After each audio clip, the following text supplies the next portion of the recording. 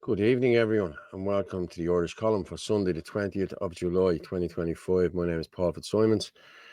I'll be joined by Martin Murphy and Anthony Casey now in a while. We have a bit to talk about. Shit in the Dana. Hip piece has been done on us this week, and there's a lovely Irish song that's come out there as well. I'm going to play that as well. I need to speak about Tracy O'Mahony has come out and done a couple of videos. We'll talk about that. And the lefties in Sligo. Did you see Sligo yesterday? I have videos there of Sligo. I have Niall's speech and the whole lot. So yeah, we'll get them all done in a while. And John Wilson's speech as well in Sligo. But there was a couple of lefties, the usual ones, you know, the one with the green hair and with the deep voice like that, you know what I mean? Yeah, there's a few of them. So let's just go to a few of the banners there, a few there. Good to hear, as always. Thanks, Colin. Fair play to you. Good evening, Paul. Good evening, everyone. Good evening. Bang on time, Paul. Impressed. Evening, Paul. Evening, lads. How are you, Stevie? How are things, buddy? Paul, I hope you're a grand fella. I am a grand fella. Yeah. Tip beat Cork, lol. I'm gonna be honest, lads. I watched the first half and I thought Tip were dead and buried. I really did. And I just kept the second half then just started and it was just Genie Mac. This is just crazy. And then I went for a walk. I didn't watch the end of it, but they ran amok, yeah. Good evening, all. Shinanadina are Darda. What's Darda? Lamb chop. Shinanadina are Darda. Do you mean Garda? No, I'm not. Hi, all. Hi, Anne. How are you? Angie, how are you? Hi, Paul, Martin, Anthony, and Orla. Orla be on in a while, just because we're going to get this party stuff out of the way. I don't like...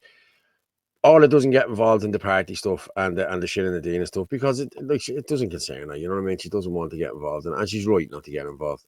The weirdo with the pink hair was he, she, a man or a beast? I don't know, but give me a stick and I'll kill it, as my dad say.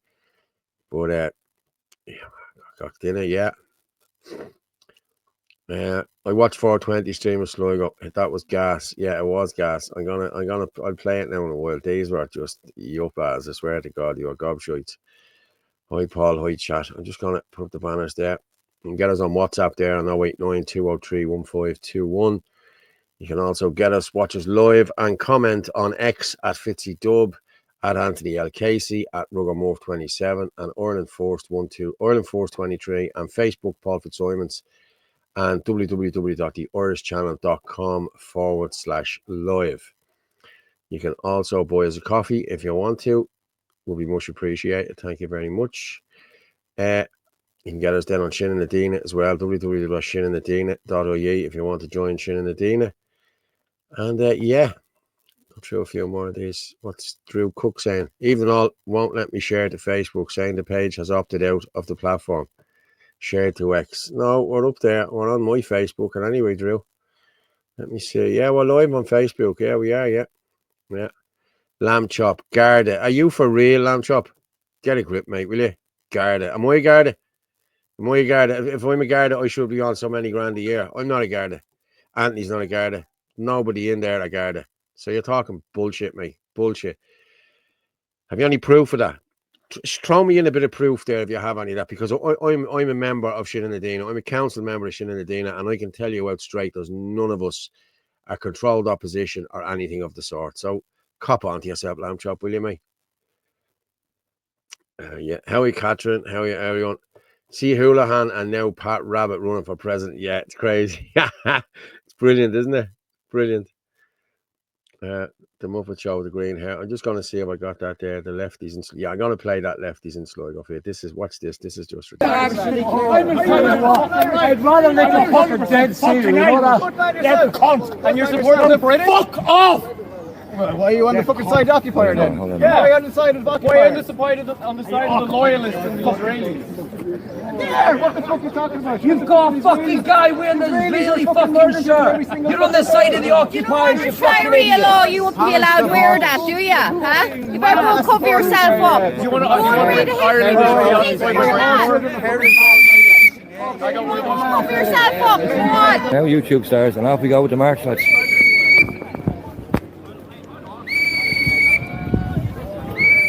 I'm going to plug this camera in, right?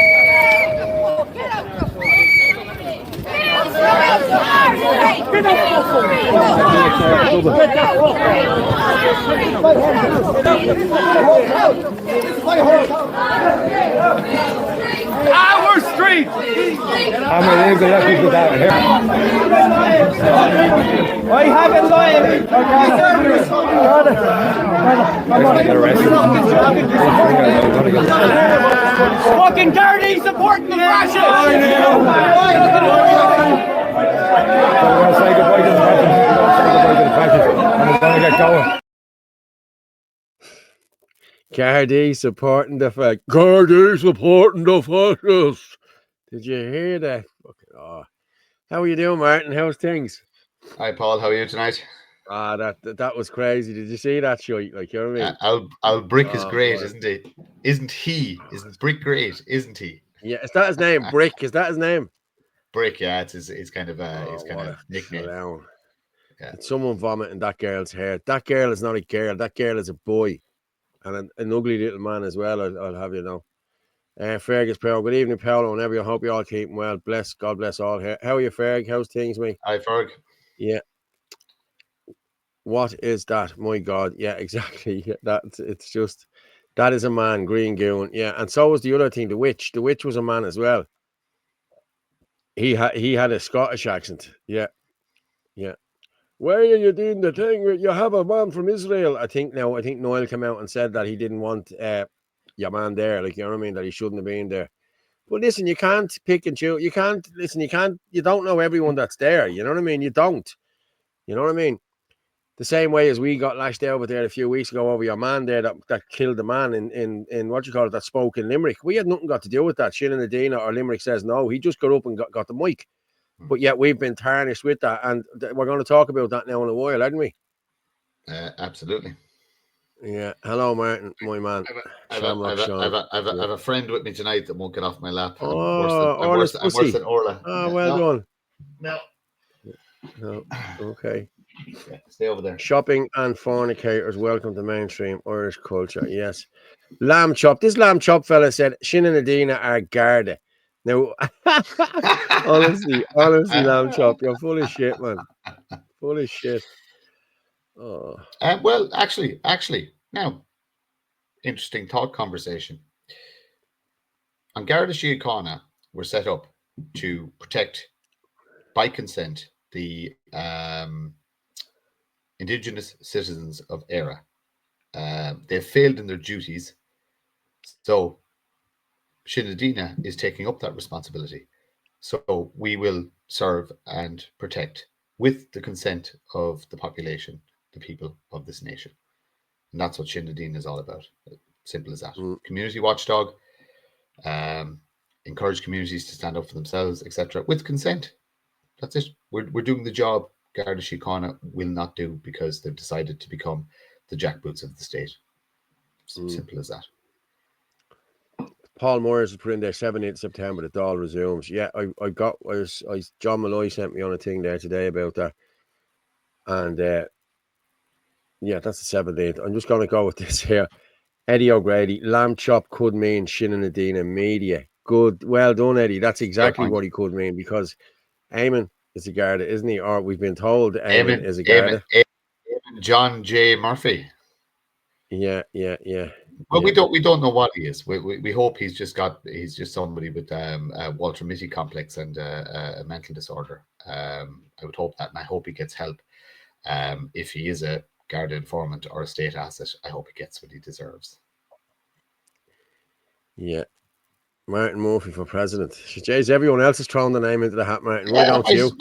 Might as well. I'm about the same height as Michael D. Yeah. There's no name for that. That's not nice. It's a bit of fun. It's not nice. It's terrible. Well, hang on. Hey, if Michelle Keane calls me leprechaun, it must be true. It must be true. Yeah. It must be. Let me just see if I got this here. Downloads. back in one The second. election fraud. Yeah, go ahead. Yeah. I'm actually going to play Noel McConnell. Great speech there today as well, or yesterday as well. There, lamb chop is a bit of fluff. Yeah. Encourage Irish communities to make lots of intelligent Irish children. Yes, please do. It was Shannon Adina Media. Okay, thank you, lamb chop. Okay, my apologies there. Shannon Adina Media is definitely. They're nothing what to do with us. Nothing. He broke away from Shannon Adina. He was actually thrown out. Lamb Chop just came back there and said it was Shannon Adina Media. So okay, fair enough. Yeah, We'll cool. speak to that. Yeah, Eamon John J. Juju Murphy, or whatever his name is. He is nothing got to do with Shannon Adina. He was part of Shannon Adina, then he tried to set up Shannon Adina Media. He did set up Shannon Adina Media. He owns 90% of Shannon Adina Media, does he? Yeah, correct. Martin? Yeah. Yeah. Yeah, that's correct. And But he it's owns the other absolutely 10%. nothing. But it's Nothing nothing to do to do with with us. Shinadina Manaw August Fur.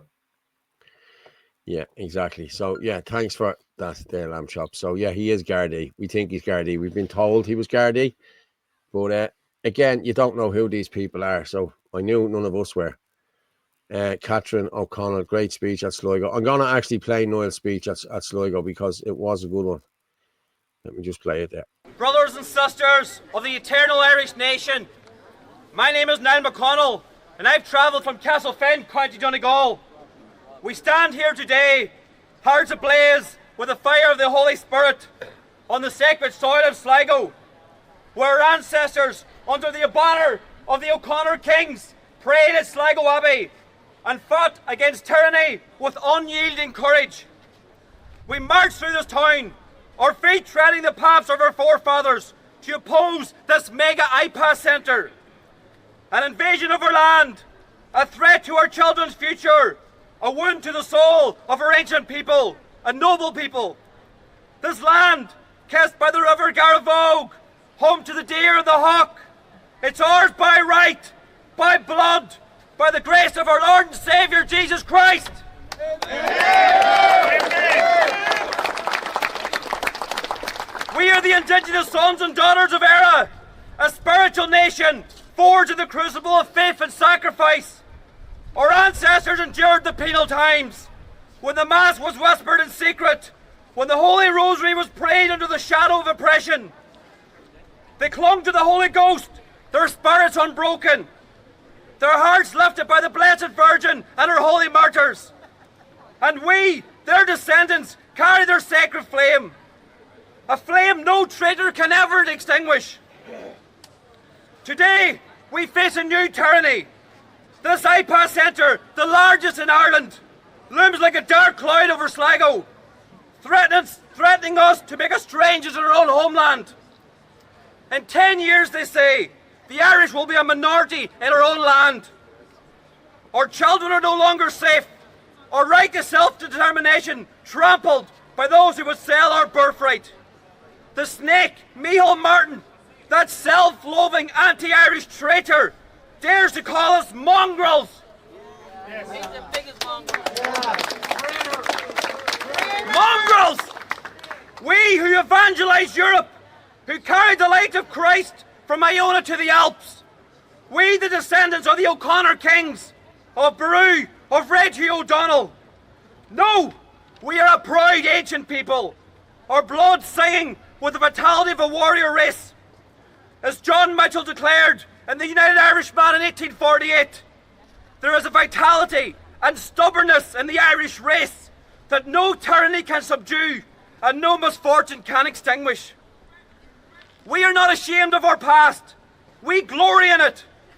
Our ancestors were wonderful, noble souls who built monasteries, wrote poetry and fought for Irish freedom. Sligo's daughter, Constance Markovich, knew this when she said, "The struggle for Irish freedom is a sacred cause, and those who fight for it are blessed." We stand here today carrying the flag of Irish nationalism, proud of who we are, proud of our race, proud of our faith.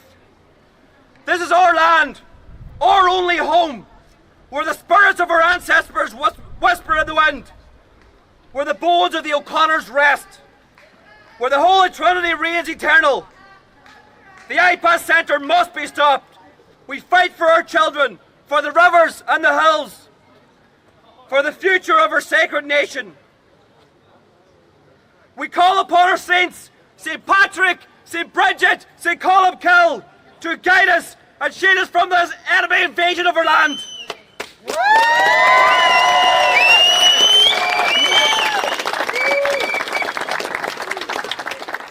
Oh, St. Patrick, you banished the snakes from Ireland once, banish them again.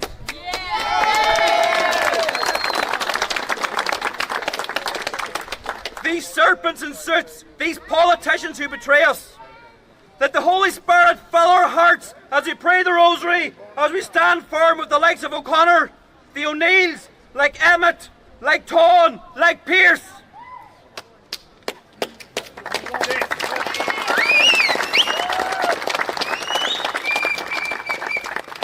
By the faith of Columkill, by the bravery of O'Connor, by the might of Beru, by the defiance of Red Hugh, by the sacrifice of Emmett, by the vision of Wolfe Tone, by the unyielding spirit of Pearce, we will not yield!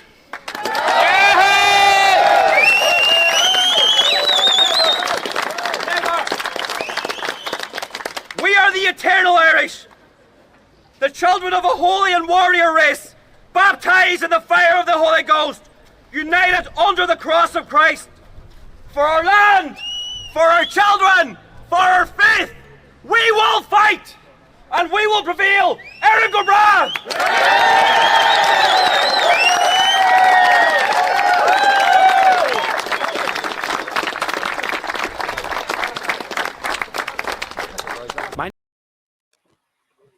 That was an impassioned speech, wasn't it? Well done. Fair play to him. He's a good lad, Noel. I have to say, he is a good lad. Bit of Michael Collins reborn in that. That's powerful, Yeah, powerful stuff. He's a great guy. Look, check out his website. Check out the stuff he's doing. Follow him. Give him support. He's only done good as far as I can see. And that was fucking passionate. Yeah, it was. I'm going to send him a text now and see when he's finished his show. Does he want to come on and have a chat with us later on? Because he's good. I have another one there of what's his name? Wilson. John Wilson. It's only 2 minutes. We'll play that just to get them out of the way. I don't mean to get them out of the way, but we can talk about the Sligo thing down in a minute. Many people will be glad to hear that my voice is gone, so I'll be saying very little. I have a clear message to our leftist loony friends that were gathered outside the post office. Ireland belongs to the Irish, whether you like it or don't like it. It's our country.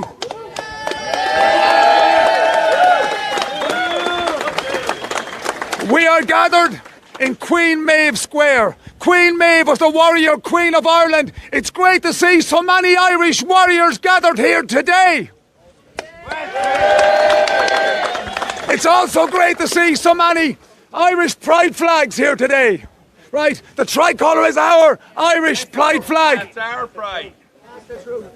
On the 1st of January 2004, Ireland became a dumping ground for most of the Eastern European criminals and social welfare tourists.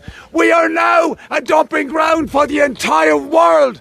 And our clear message must go out to our quisling traitorous government from Sligo. We're not going to take it anymore.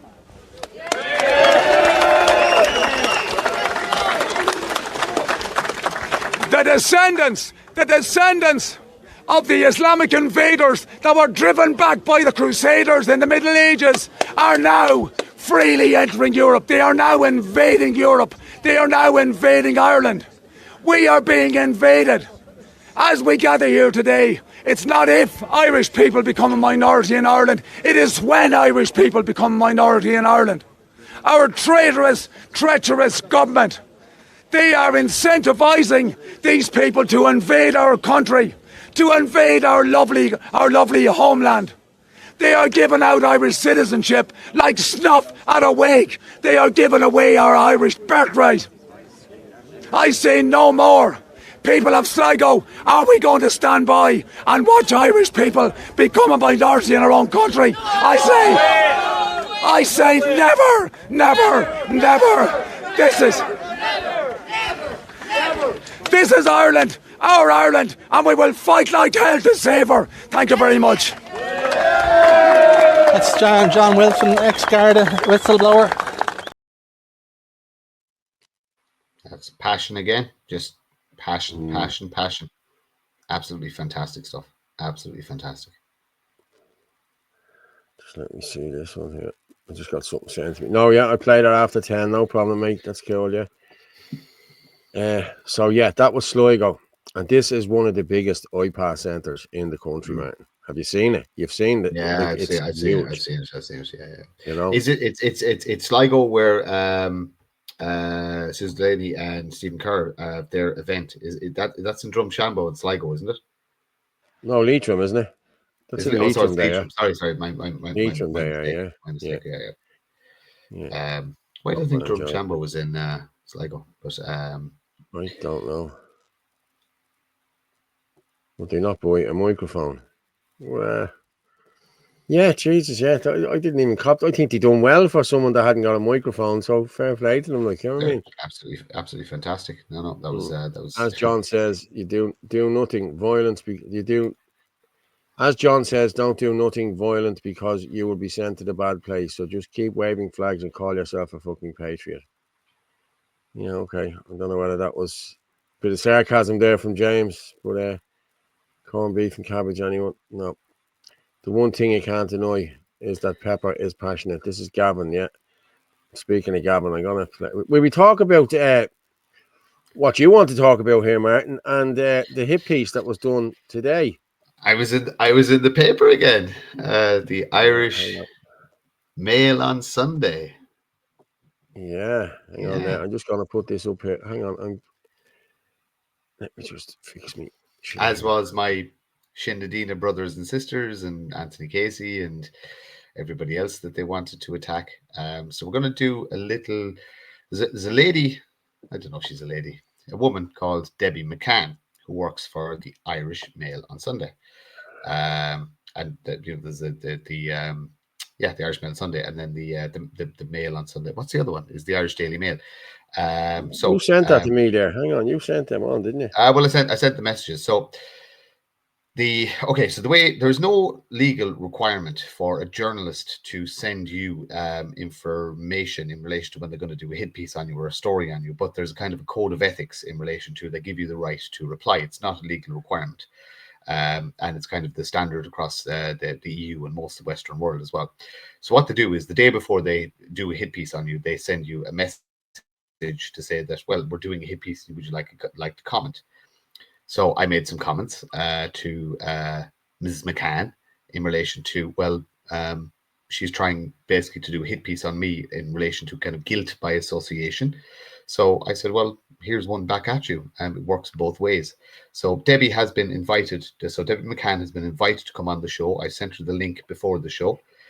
She was also invited to respond to the fact that I'm going to be doing my own hit piece on her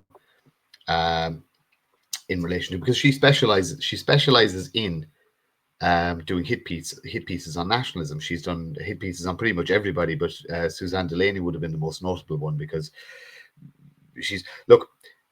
this is my personal opinion. Debbie McCann is a hack journalist. She's really poor at her job. She may have won some awards back in the day. She claims to be her speciality is criminal investigation and stuff like that. I've gone through her stuff. I'm not seeing it, Debbie. So if you were a true journalist in the true sense, you would be tackling, as I said in the messages and responses I sent to you, you'd be tackling government corruption. You'd be tackling all the stuff I listed out. Paul can put up the messages I sent to you. You chose not to respond. That's fine, but I gave you right to respond. So Debbie McCann works for a newspaper called the Mail on Sunday. The Mail on Sunday is owned by, I just have to dig out his name because it's quite a mouthful. Jonathan Harmsworth, who is the 4th Viscount of Rothmere. So he's a British media magnate who controls the Daily Mail and General Trust, which is DMGT, which owns DMG Media, which they're the publisher of the Irish Daily Mail. So Miss McCann works for the Crown. Okay, he's a royal. His title only exists because it was given to him by the British royal family. So Debbie works for a paper that is owned by the British monarchy, in essence. Okay, so that's number one. Number two, Someone just posted Miss there, McCann. McCann is Herman's yoke. Well, no. Okay, Yoke. so I've asked her directly. It's in the messages center. I've said there are unsubstantiated rumors that, due to the fact that Herman Kelly did work in the journalistic circle in Ireland at some point in his career, and it's a small circle. It's the same as the legal circle in Ireland. It's a really small circle. It's not beyond the realms of possibility that they know each other. I know, as a matter of fact, that some of Debbie's co-workers would have been Herman's co-workers. So again, it's not beyond the realm of possibility that they have contact with each other or have intermediaries that, they know people who know each other, etc., etc., etc. Completely unsubstantiated. But that old saying, no smoke without fire. So there are those that say that Herman Kelly is actually one of her sources. Again, unsubstantiated, but there's rumors. There's lots and lots and lots of rumors. The most interesting thing about Debbie McCann is Debbie McCann was involved in. So if everybody remembers Maurice McCabe. Maurice McCabe is the Garda whistleblower who basically blew the whistle on the penalty points scandal in relation to that. If you were in the know and you were a person of note, you could get your penalty points squashed, etc., etc. And the state and An Garda Síochána went on a witch hunt against him and accused him, I believe, of inappropriate relationships with children or along that lines, to smear him and basically destroy him, and to just ruin his life. The tribunal was called and I'm going to get the pronunciation correct. I think it was the Charlton Tribunal, but I just want to double check that. Charlton Tribunal.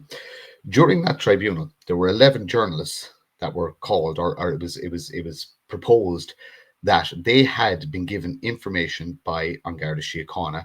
The guard in question's name was Superintendent David Taylor, and that he had leaked information to 11 journalists to smear Maurice McCabe.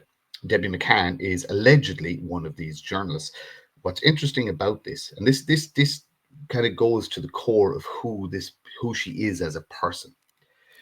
The judge presiding over the tribunal pretty much, and you can look this up yourself, this information is freely available, called her a liar and said she was withholding information and questioned her credibility.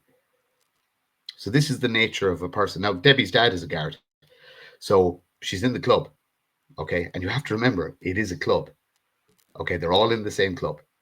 So she claimed she was protecting her sources, and she claimed journalistic privilege. But in essence, the judge called her out and basically said, you're a liar. And he said a lot of lies have been told.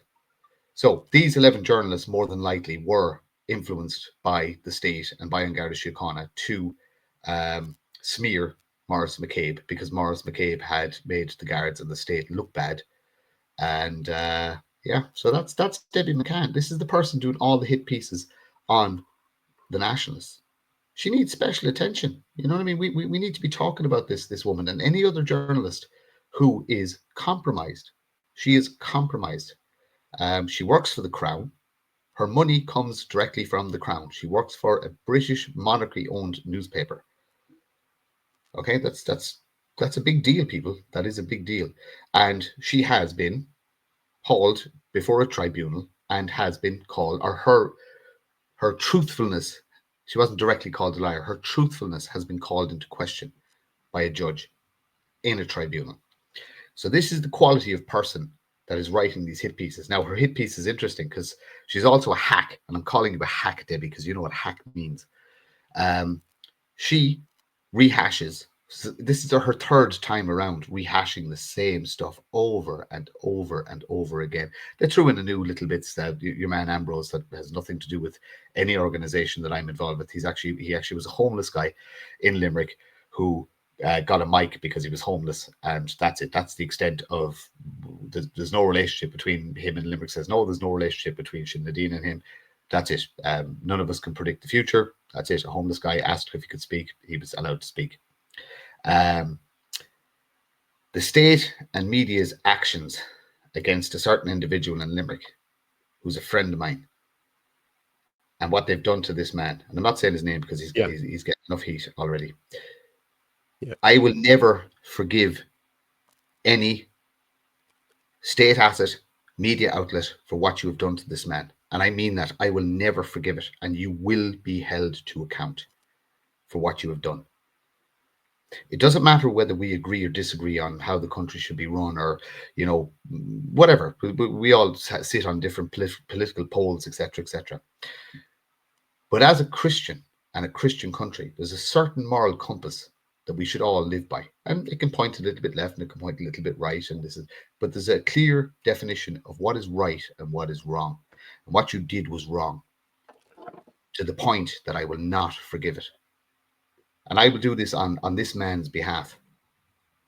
And I'm telling you now, stop. And it's the only warning I'm going to give you. Stop. And do not mention that man's name again. And that's all I have to say on the matter. Debbie, you got your invite. You have your right to reply.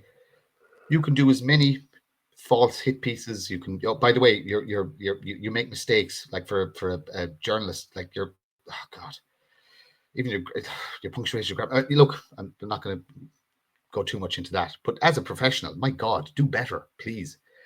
And as an investigative journalist, you have sent out messages to people who, you know, you're doing the hit piece on them. You send them out the day before.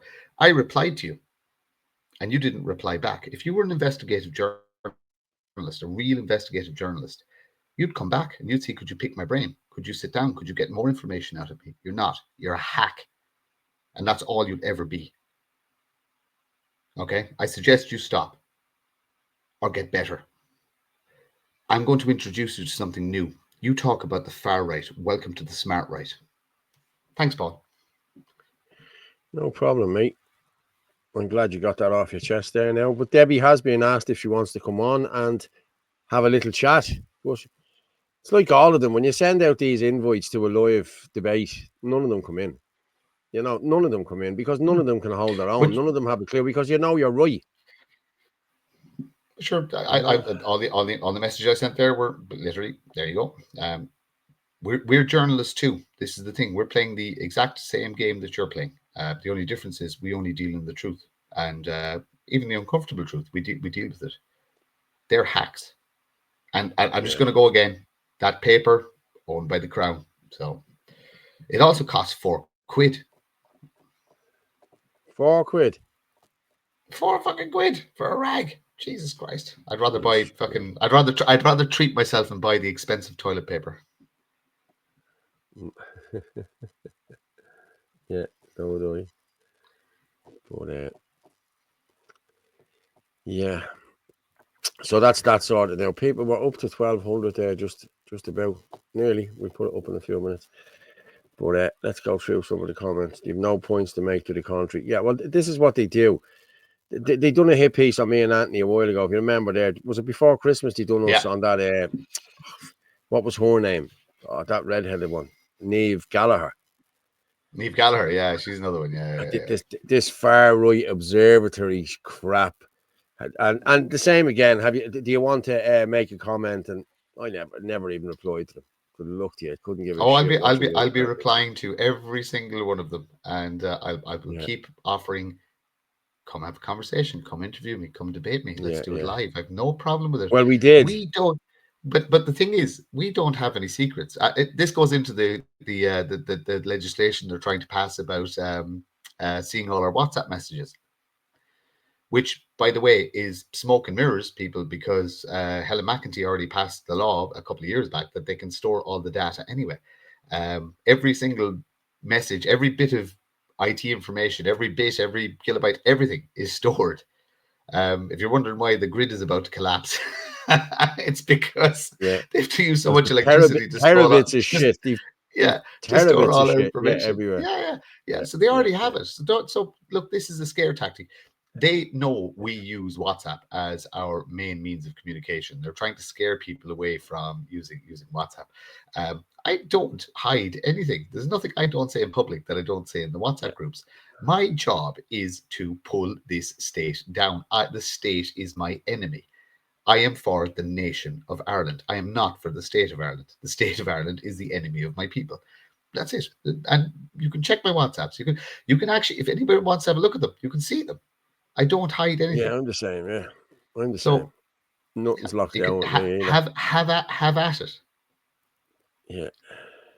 But what people don't understand is as well, like years ago, before all of this started happening, like all of these companies, the likes of not Virgin, the likes of Vodafone and O2, they all have to keep text messages for 7 years. And anyway, they're all stored on a server.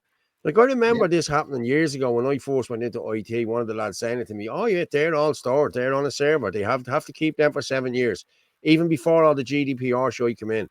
They have to be stored, and then they're deleted after 7 years in case they're needed." And this is why I couldn't understand how come, because do you remember your woman Callanan and the other one, the commissioner at the time, your woman lost her phones. Do you remember she just lost her phones and all the text messages were gone? The text messages weren't gone, lads. All you had to do was get onto Vodafone, and Vodafone would have gave you them text messages, but they decided not to do that.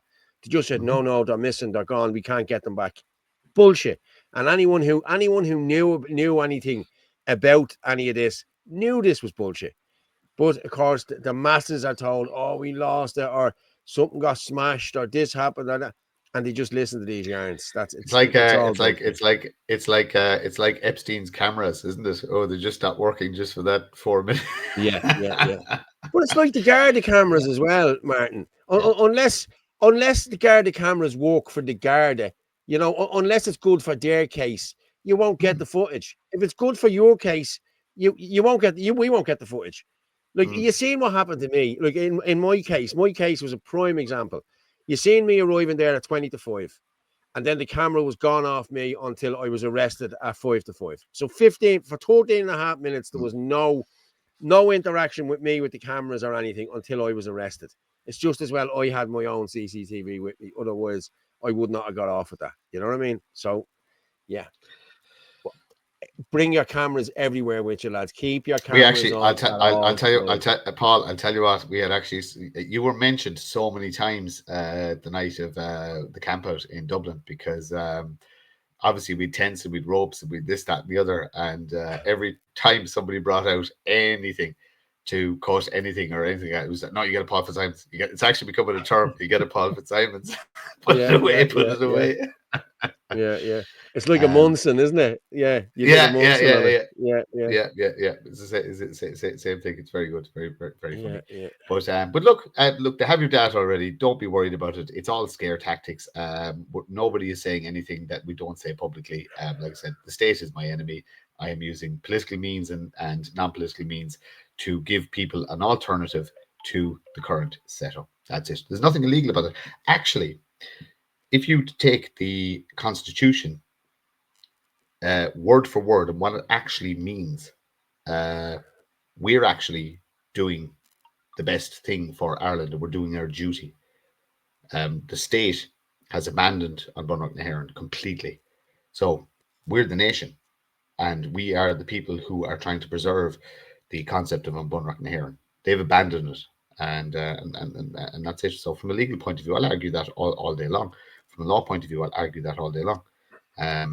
We are, and people like us and all the other thousands of nationalists out there, of all the different walks, like we are the people who are trying to embody and live what An Bunreacht was meant to do, not what the state is trying to do. And remember, the state is partly owned by the Crown, partly owned by the EU, and God only knows what other entities have their pointy-nosed fingers in it. But yeah, exactly. That's a conversation for another day. Someone's just asked, any progress on the 30th, lads? Well, I've reached out to a few people, lads, and I'm waiting for people to get back to me. The interest is not as, how would you say, it's not as great as I thought it would be. But listen, it is what it is. You know what I mean? And I was told not to say that. It is what it is, but it is. Look, the reality is, okay, number one, it's summer, right? So people go on holidays, kids are off school. It's a tough time of year, especially if you don't have minders and you know what I mean. The kids are off and Secondly, people are on holidays. Thirdly, if you're working, it's midweek. It's bloody hard to get. You know, like I had to give notice to go to Dublin. You know what I mean? To spend 2 days away from work. These are the realities of life. Okay, we have bills to pay. We have responsibilities. We have family. We have this, that, and the other. Everybody can only do what they can do. I always say we're just a small little cog. Everybody can do what they can do. It's very, very hard.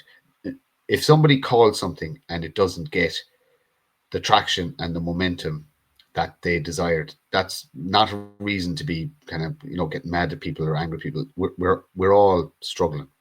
Every single one of us, we're struggling. We've been struggling for the last 5 years between COVID, between everything. This life is difficult for everybody, and not just the people who are front facing, the people who are even the viewers here and the people who talk in spaces and this and that. We all know life has been extremely hard, and it's been there's been something on every weekend for the last 7 weeks, Paul. You've been at so much stuff. There's been nobody can go to everything. Do you know what I mean? If I didn't have a job and if I'd won the 250 million euros down in Cork, I'd be at everything, absolutely at everything. But the reality is, I have responsibilities, I have bills to pay, I have this, that, and the other. You can give up. I'm all for cutting yourself off, and I don't have. There's nobody that has any hold on me. But at the end of the day, if I've committed to a man that I'm going to do 8 hours labor for him and he's going to give me money, that's a deal I'm not going to break without notice. I don't do calling in sick, or I don't do disappearing, or I don't do. Do you get me? So it is hard to get that time off, especially midweek. And I know midweek is really important because that's when the civil servants are working and the government is working. But it's bloody hard. It's hard. So I understand if you can't get traction on something, and then you've 10 different people calling 10 different things. Go back to the concept of Shin Dina. Worry about your own area, right? If you're down in Kerry and something's called in Sligo, that's not an easy job. That's not an easy thing to get to. But if something's called in Kerry and you're in Kerry, go to it.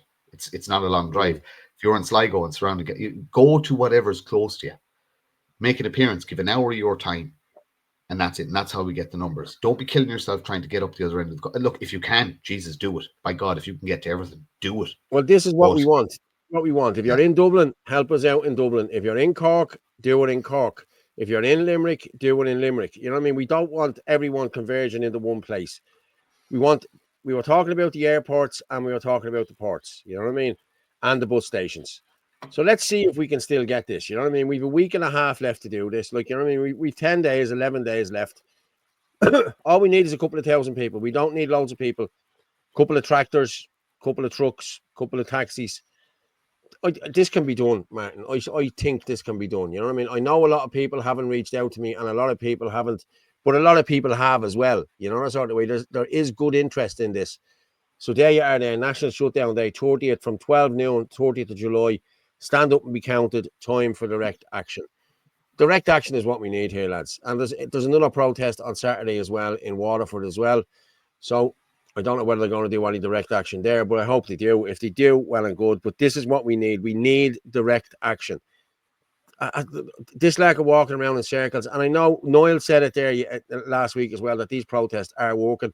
A lot of people don't think they are, but they are working. You know what I mean? But walking around to the same place all the time is not going to help anyone. You need to stop stuff. You need to stop the whole country needs to be stopped. Yeah. And if we can do that on the 30th, or even try to do this on the 30th, that would be a win-win for us, I think. You know. And look, just shout out Waterford again. Look, it's all the cities need support. The cities are under an awful lot more pressure than the rural areas.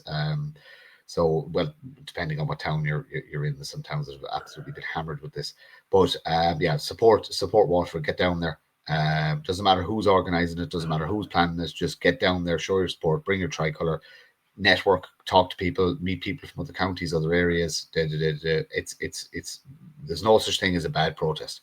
So just go. It's not about the people on the stage at the end or anything like that. It's about the movement of people, a mass of people moving from point A to point B, saying we've had enough. So just support it. Get to Waterford. Fair play to you there, that chap there, Barry Walsh. We are in Kilkenny City and we go all over the country. We have to make the small sacrifices for the bigger picture, well done. lads. Good stuff, done. Right? Thanks very much for that. Paul, can anyone got a tank? No. what someone asked in there. Age of voting gets lower. Someone just asked, Paul, can you join up with Michelle on TJ? What's TJ? Paul, can you join up with Michelle on TJ? I just wanted to say something about Michelle as well here. Michelle put out a video yesterday, and I'm not knocking her, and I'm not fighting with her, and anything like that, but she put out a video yesterday saying that there was a GoFundMe for Kulak. There was no GoFundMe for Kulak, and that was never in the public domain, Michelle. I'm sorry. It was never in the public domain that there was a GoFundMe for Kulak, so I'm just putting that out there now. The people at Kulak funded this themselves, and it's particularly one man funded it. You know what I mean? It wasn't an effort from everybody in the area. It was one man or a couple of people funded this. There was no GoFundMe's. There was no anything. And I'm going to be honest with you. I think you should stay out of Kulak's business because you shouldn't be talking about stuff that you don't know anything about. That's me finished now for that. I'm not going to talk about it anymore. So, yeah. And I still think it's funny you called me a leprechaun. Like I said, hey, look, like I said, you can't take the heat. Stay out of the kitchen, Michelle. It's as simple as that. Galloway Rider, I have a JCB 3CX. Would that do as a tank? Yes, it would, mate. Yeah. If we would get a few more, we would. Just whoever sent that in, look up the video of the Killdozer from America a few years back. Yeah, can you build one of those for us? Yeah, Paul, get Michelle on the show. Sort things out. Sort what out? What do we need to sort? Like, I've no problem with Michelle. Like, Michelle is call fine. Martin a leprechaun. She called Martin a leprechaun. She didn't call me any names. I think she fancies me. But this is the thing of the difference between us, right? We do a show, and it is political commentary. It's commentary on every. So we talk about everybody, absolutely everybody. Michelle took offense to some of the things I said and did a TikTok video, and I responded to the TikTok video actually laughing at the fact she called me a leprechaun. I have no ill will towards Michelle whatsoever. But I did say to her, if you can't take the heat, the simple fact of it is, if you put your face out there, you are going to be scrutinized. This is, you have to accept this. Like I said, I'm in the bloody paper again for nothing, but I'm still in the paper being called a far right person who has guns and threatens this and all this, that, and the other.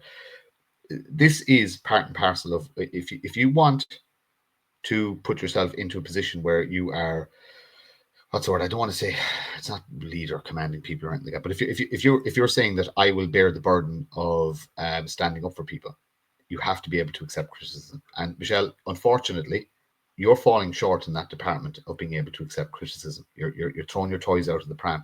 You've instigated legal proceedings and legal threats against people who not everybody's going to agree with you. In fact, most people won't agree with you.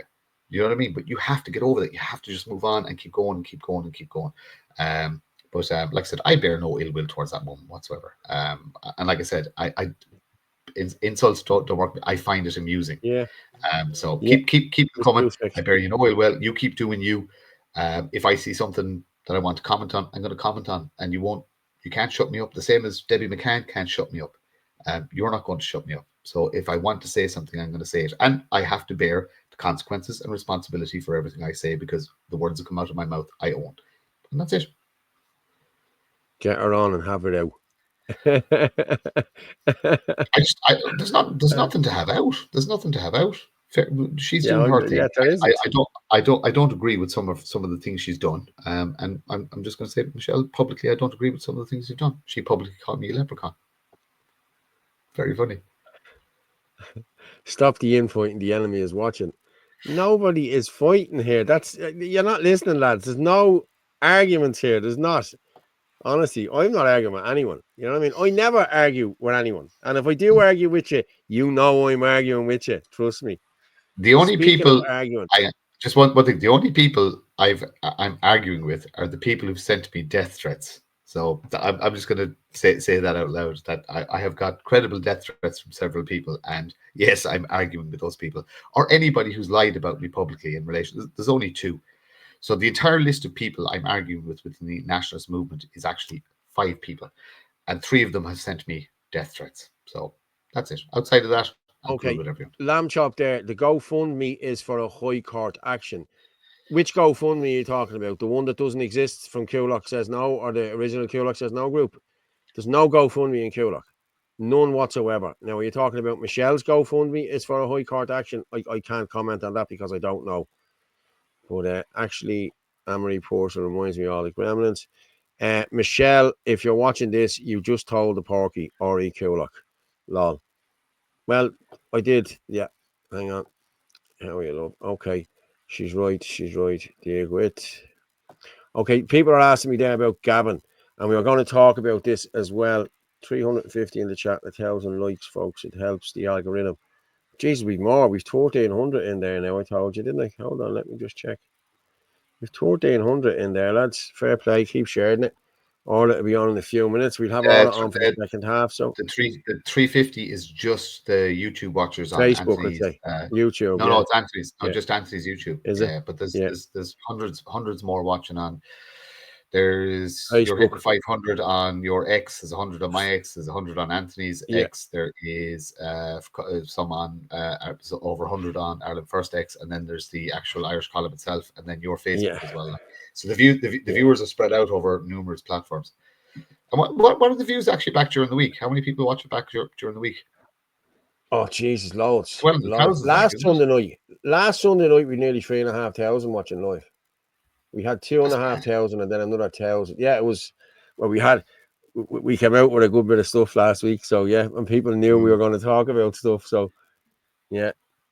Did Michelle say handsome leprechaun? Yeah, I think she does fancy Martin. You know what they say about the little jockey? You know what I mean?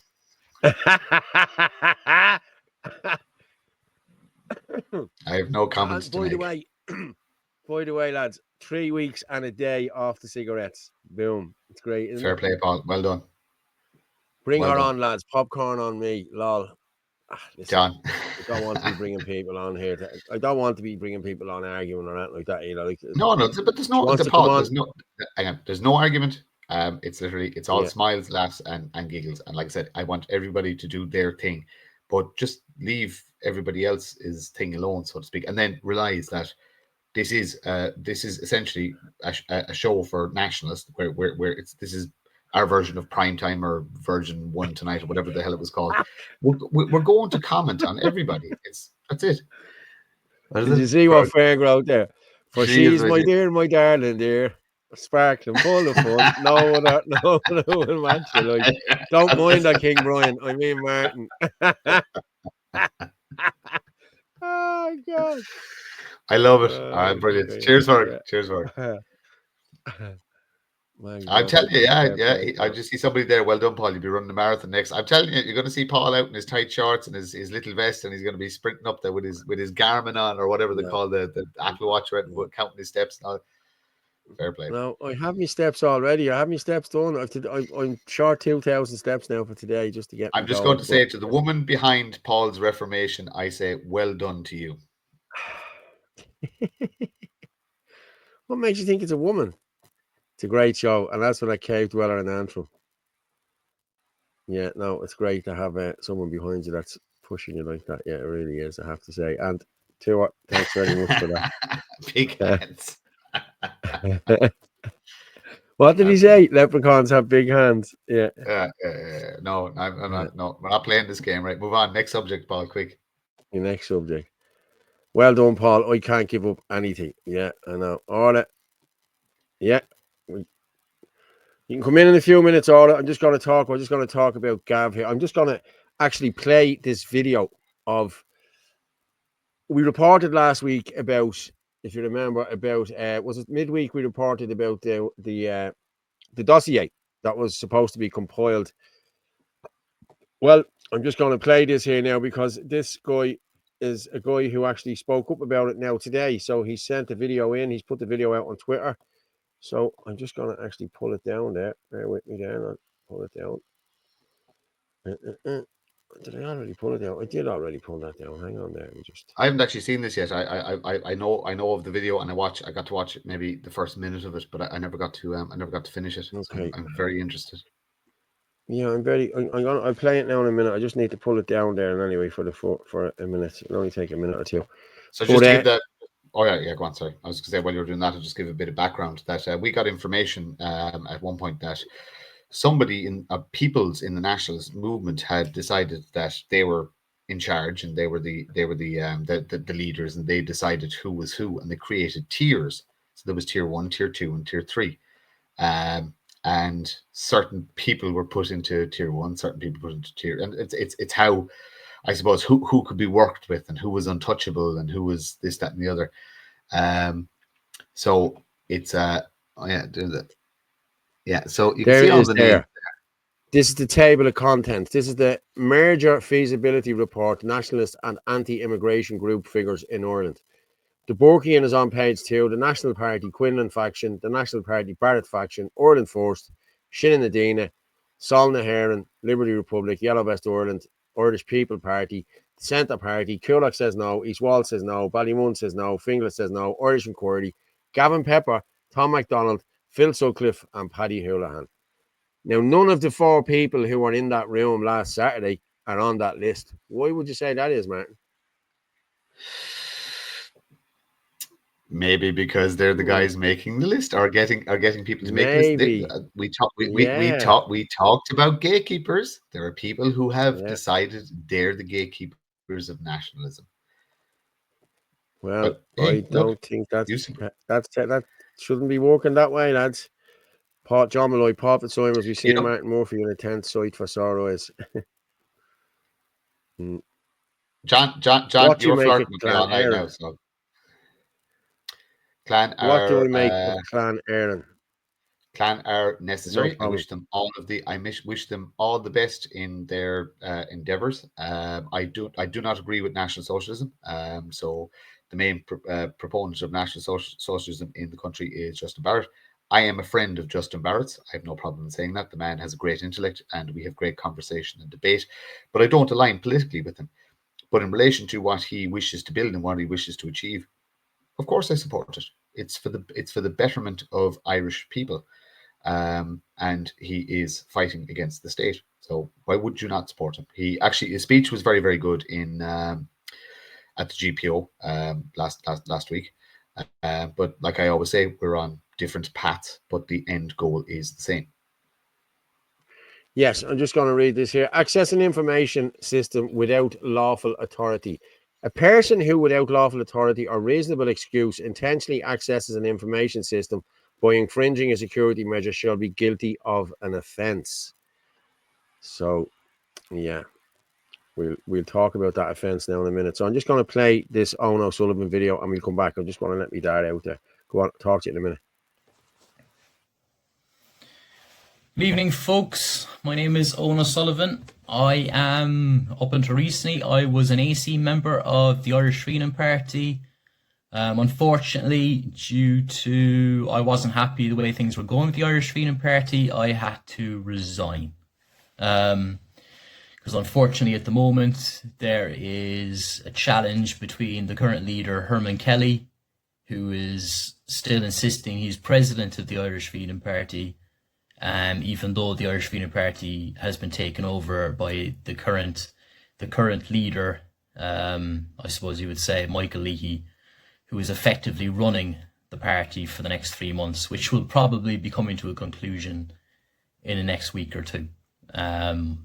Whatever situation that goes, nobody knows yet. It could be the same situation as Justin Barrett and Reynolds of the Nationalist Party, probably along the same lines.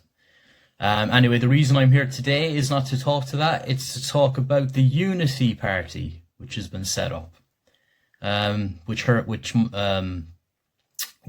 Michael Leahy announced recently, sitting around the table with Derek Bly and Malachy Stevenson, which was a big surprise, not for me anyway, because I've read this merger report, which is above, written by this chap, Alex Sheridan, relatively unknown as well in the national community, the same as myself. And that's what I'm here to say. There's people in the moment that are in the nationalist community that are pulling the strings, unknowns like myself. Well, I wouldn't say I'm pulling the strings because I'm not. I'm out of the show.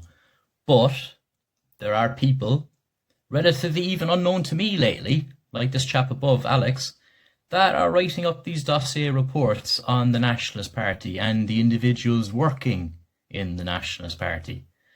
Some good, some bad. As you can tell, the good write-ups were the people sitting around that table with Michael up until last week.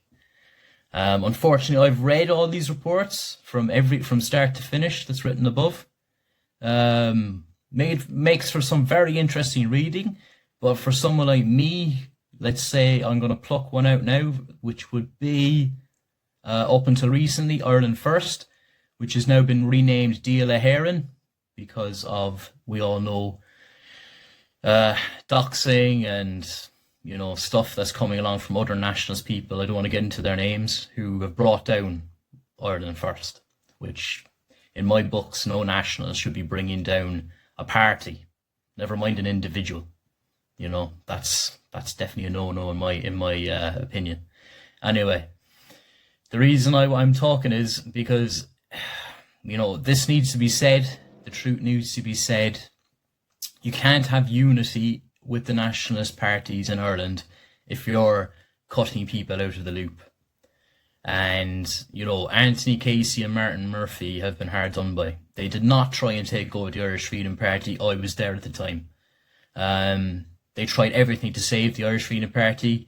Herman Kelly would not step aside as leader, even though he said he would at Christmas. They were caught up in that, so was I. There was no takeover of the Irish Freedom Party at that time.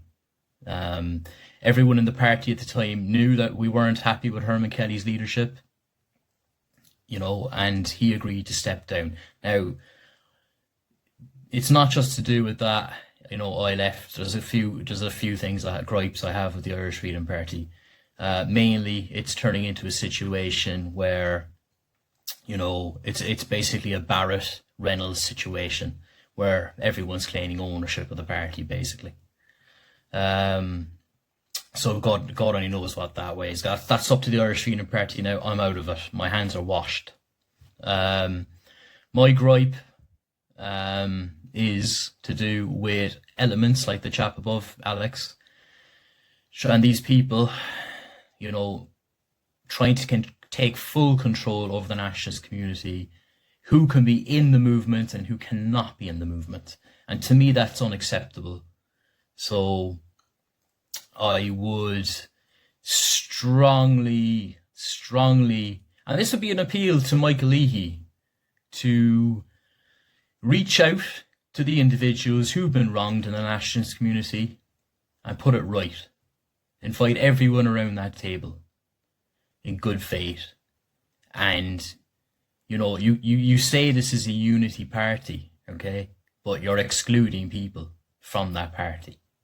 And be under no illusions, I was pushed out of the Irish Freedom Party by certain people who didn't want me in the party because I'm quite outspoken. Okay, and that is the truth. That is the fact.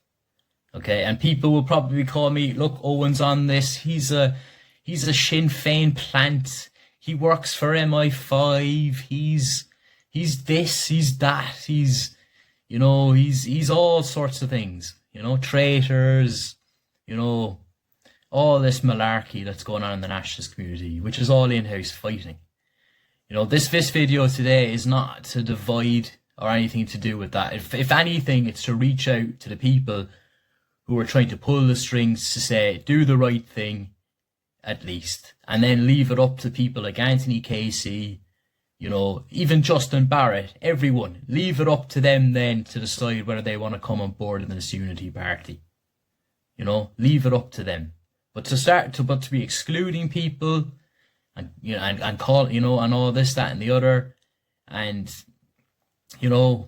where's this coming from? Where's this coming from? I'm an Irish nationalist. We all own this movement. Every single person who's an Irish nationalist has a voice, has a say. But when certain people at the top claim and have tier structures of 1, 2, 3, that's not acceptable. Anyway, this is Owen O'Sullivan, independent candidate coming up for the local and general for Cork South Central. Now, there we go. Well done, on. Well said. Well said. Yeah. So, they're just saying that, well said, Owen. Problem is people aligning with personalities and old friends over facts. Yes, exactly. Irish ICT grassroots. Yeah. I'll be honest with you. Why is John never spoke about in the leadership circle? John is There you go. fucking fantastic. Sorry, of course, but John is an organizer. He's passionate. Yep. He stands. He understands the system. Stands against the system. I've seen him challenge guards aggressively, and then I've seen him have very civil conversation with guards to ensure that the people he's organised are safe and not going to get battered by the guards. He's called, how many protests has he called and how many speeches has been? This is the kind of person that we need to be getting behind and working with closely, because he's not looking for leadership. He doesn't want it. He just goes about his business and does it. And that's the person that we need to start throwing the cloak of responsibility on. You know what I mean? Now he'll probably turn around and say, F off. I don't want it. There he's at the saying it there now. On a video today, he asked each and everyone to get to the table and forget the past and look to the future. Anthony, you've been saying that for a long, long time, and you've been left out of these talks. You know what I mean? Okay, you were in on some of the talks, but you were were you tier 2? We were tier 2, weren't we, Anthony? Is that what you were told? Tier 2, yeah. I think, well, look, one thing I did say is that it's hard. There's such a following and momentum behind us with the show, with Shinadina, with the new news of Ireland First and Dia the Heron. I did say it's, I think they can't not allow us in the talks, but I think by the latest photograph, it looks like they're going to march on without us. And Derek Bly, who's walked away from politics, is now part of it. But I don't know how. Regardless, look, you know the way it is. It's a tricky one. Look, this is a terrible thing to say. I've been calling for the unity is far, even back to Wednesday when I did my speech at the GPO, short one. Not under this regime. I can't see an honest person to me in that room. And that's very unfortunate to say. But yeah, look, Lorraine O'Sullivan's right there. Everyone, and this is what I suggested when I was called for my first meeting. Get everyone in that room. Take the whole day to do it. Hash out all the arguments. Try agree on 5 principles. Unfortunately, that's not the way they went with it. They went with Jim Ferguson the 12th of July with people who were saying that they were finished with the nationalist movement, and a lot of people omitted and very upset about it. Of course they were. Like, how would they not foresee that would have went down like a ton of bricks? That's the type of thing that made a lot of people say, right, maybe we're not going to achieve unity. Maybe we just have to build something as best we can. And that's unfortunately where we are right now. Agree, 100%. And but Anthony, we and our colleagues in our political entity and our colleagues in Shinadina have been building without anybody's help, and actually constantly under attack from fellow supposed nationalists, the state, media, etc., etc., etc. Yet we're still building. And I don't mind saying it. I don't care about this concept of unity, because I will not get into bed with people I know are nefarious for the illusion of the greater good. I will not do illusions. I will do honesty and brutal honesty. And there are some good people. Do you know what? They might have started out good. They really might have. They really, really might have. Maybe they got worn down. Maybe they got compromised. A lot of them were compromised. And for whatever reason, they're now not where they started. I'll tell you what, if the same thing happens to us in a couple of years' time, take us out. Not take us down, take us out. Okay? That's the commitment that I've made to this. If we stray from the path, and the path is going to be very, very difficult, and we're not here to become part of the system. We are here to tear the system down, because the system doesn't work. The state is the enemy of the nation. We are only for the nation. And that's it. And you know what? If you don't want to get on board with what our thought frame is and our political offering is and our civic responsibility is, that's fine. Nobody's forcing you to. But I say it again, stay out of our way. It's as simple as that. You're right, like Martin, you're right in a way, because there's different layers to this where people have an understanding. There's people who would say, yeah, like I can see the tyranny and I'm going to go to these rallies, and I don't know all the players. I'm not part of one of the parties. They're all the same to me, but I'm going to support it. Geez, why can't you just come together? Then you have the next layer up where people are involved. They might have ran in their local area. They're part of a party. They're seeing the characters and the infighting, and it's unfortunate. And then you have another layer where you're highly involved in the movement. People have set you up. They've backstabbed you. They're working with the state media. They're luring you places, and they're calling you all sorts of names and doing you massive personal damage as well. And all the rest of it, like you said, death threats, all that nonsense.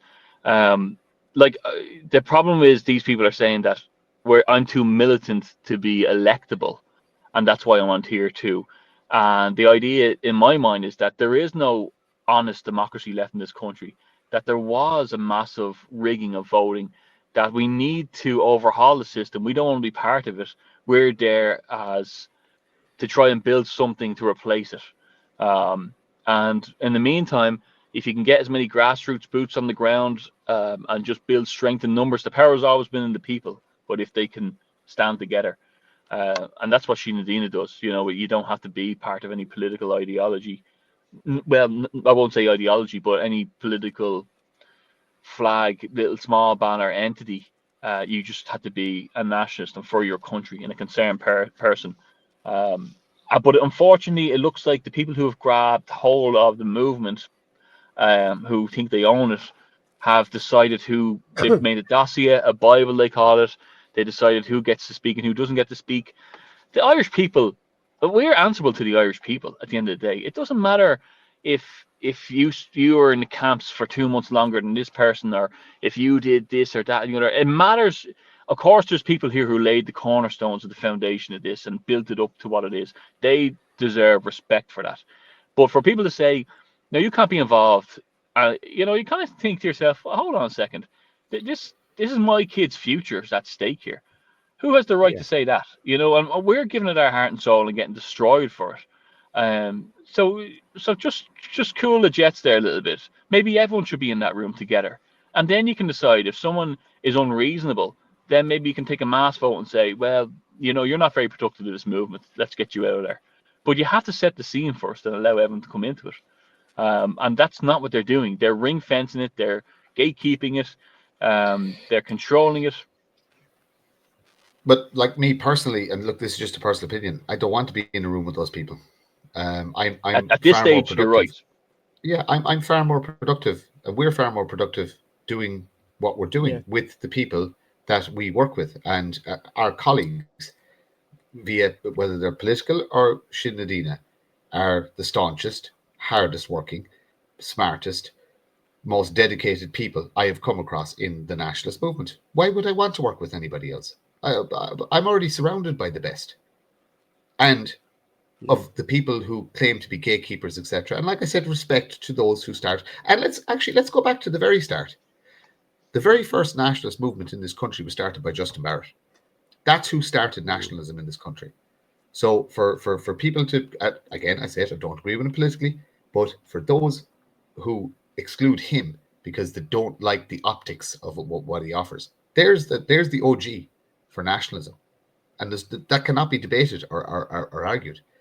But all of the people who are, claim to be gatekeepers and make themselves gatekeepers, like I said, wherever they started, it's not where they're at now. If you think of the leaders of the existing nationalist parties, they're not where they started. They're just not. Okay, for whatever reason. I know as a matter of fact, a couple of them are compromised. I won't go into details why, but they're compromised.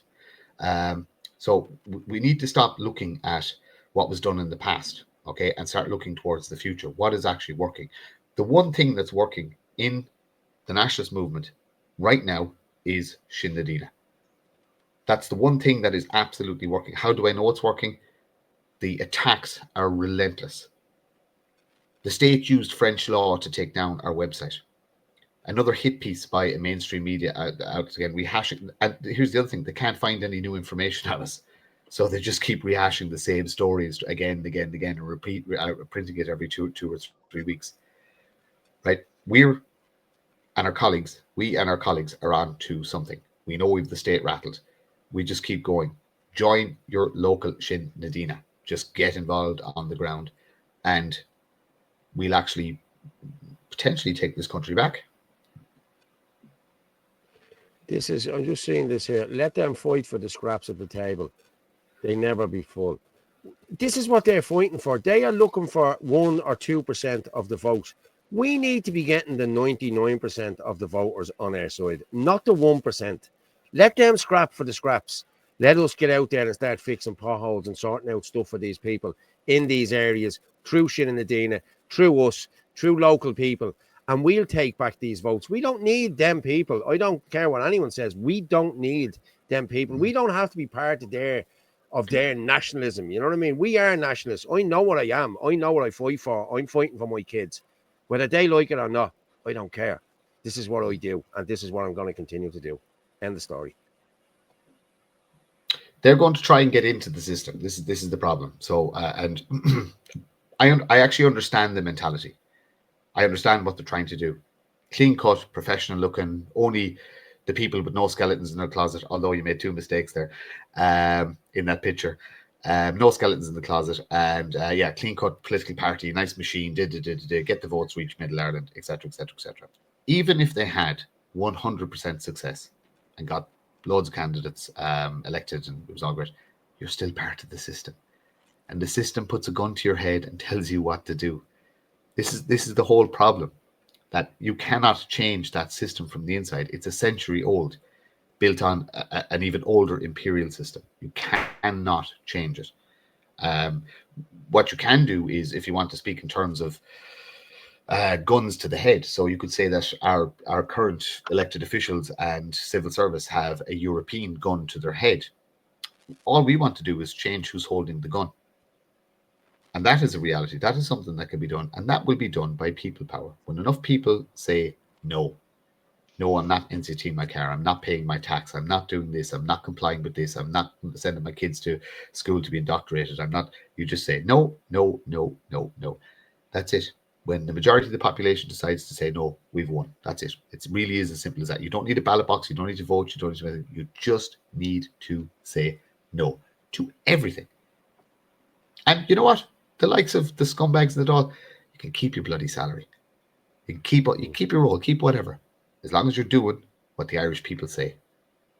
Simple as that. That's all we're doing. So we're going to take the gun out of the hands of the EU, and we're going to hold it. The Irish people, the indigenous people of the nation of Éire, are going to hold the gun to the government's head and say, you do what you're told or else. And that's what democracy actually is, believe it or not. Someone's talking about their ESB bills. It seems that 3/4 of the country are in arrears with ESB bills. Yeah. Which is I'm so happy. Do you remember me like last year talking about the fact that I don't have any direct debits in relation to the ESB, and I only paid the ESB so they get €100 per month off me in the summer and 150 in the winter and nothing else. I've told them I'll die owing them money. The average ESB bill in Europe is €67 per month. That's the average across Europe. How much is everybody paying per month? Oh, ridiculous. Or two months. It's the average European bill is €67. So I would suggest, because there's 250,000 people in arrears, that's too many to cut off. Everybody cancels the direct debit, and you pay the ESB or whoever your energy supplier is without fail a reasonable €100 per month. It's €1,200 per year. That is more than enough to pay for your energy costs. Obviously, look, don't be running bloody crypto farms from your attic or anything like that, but just your standard household. Cancel your direct debit. You have the power. Pay what you can pay per month. I suggest average family home, €100 per month, 150 in the winter maybe. That's more than enough. But the European average is €67 per month. Yeah, I'm going to talk about something here. Ferg sent me this in. This is from 2 years ago, but I'm going to just play this, and then there's another video after this, so we'll just play this one. It's not happening here, boys.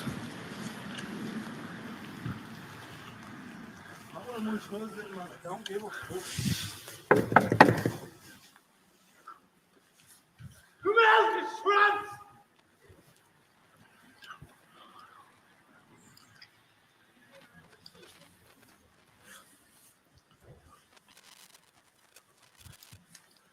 The window's blocked out now.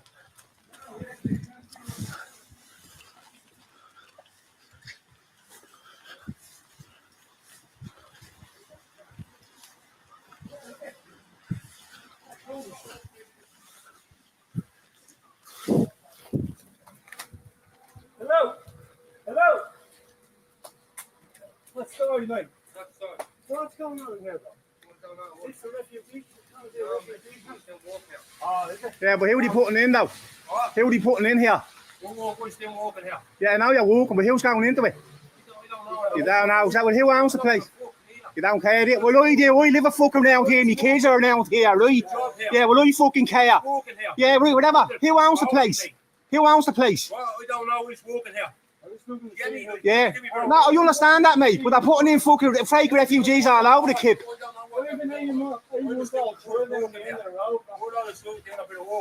You understand that? But you're not putting. There's going to be kids put in danger here. There's fake refugees getting put in here. But don't worry, I will be fucking taking it up with them. Do you know who owns the place now? Well, who's in charge of the walk here? Who's in charge of the walk here? Please, yeah, get them for us, yeah. They're putting in these everywhere, mate. They're putting in. Not. Yeah. How are you doing? Are you looking after the build here? No. Right, who was it? Declan Hill. Declan Hill. You won't be putting in no fake refugees around here endangering their fucking kids. I'm telling you here now, right? It's happening all over the country, and it won't be fucking happening here. It's not UK. Yeah, they said Ukrainian families. You go on there with that. We've our own homes around here, right? They said that everywhere there's no men. Now, come here and tell you, they're saying that for fucking months, it's women and children, all right? They're saying about months, and then they're bleeding military-aged men getting put in here with no documentation or nothing. Yeah, you can nod your head all you fucking want, but it's happening all over the country, mate. And it won't be happening fucking here. You can tell your boss, we'll be back here now later on again, right? Simple as fucking that.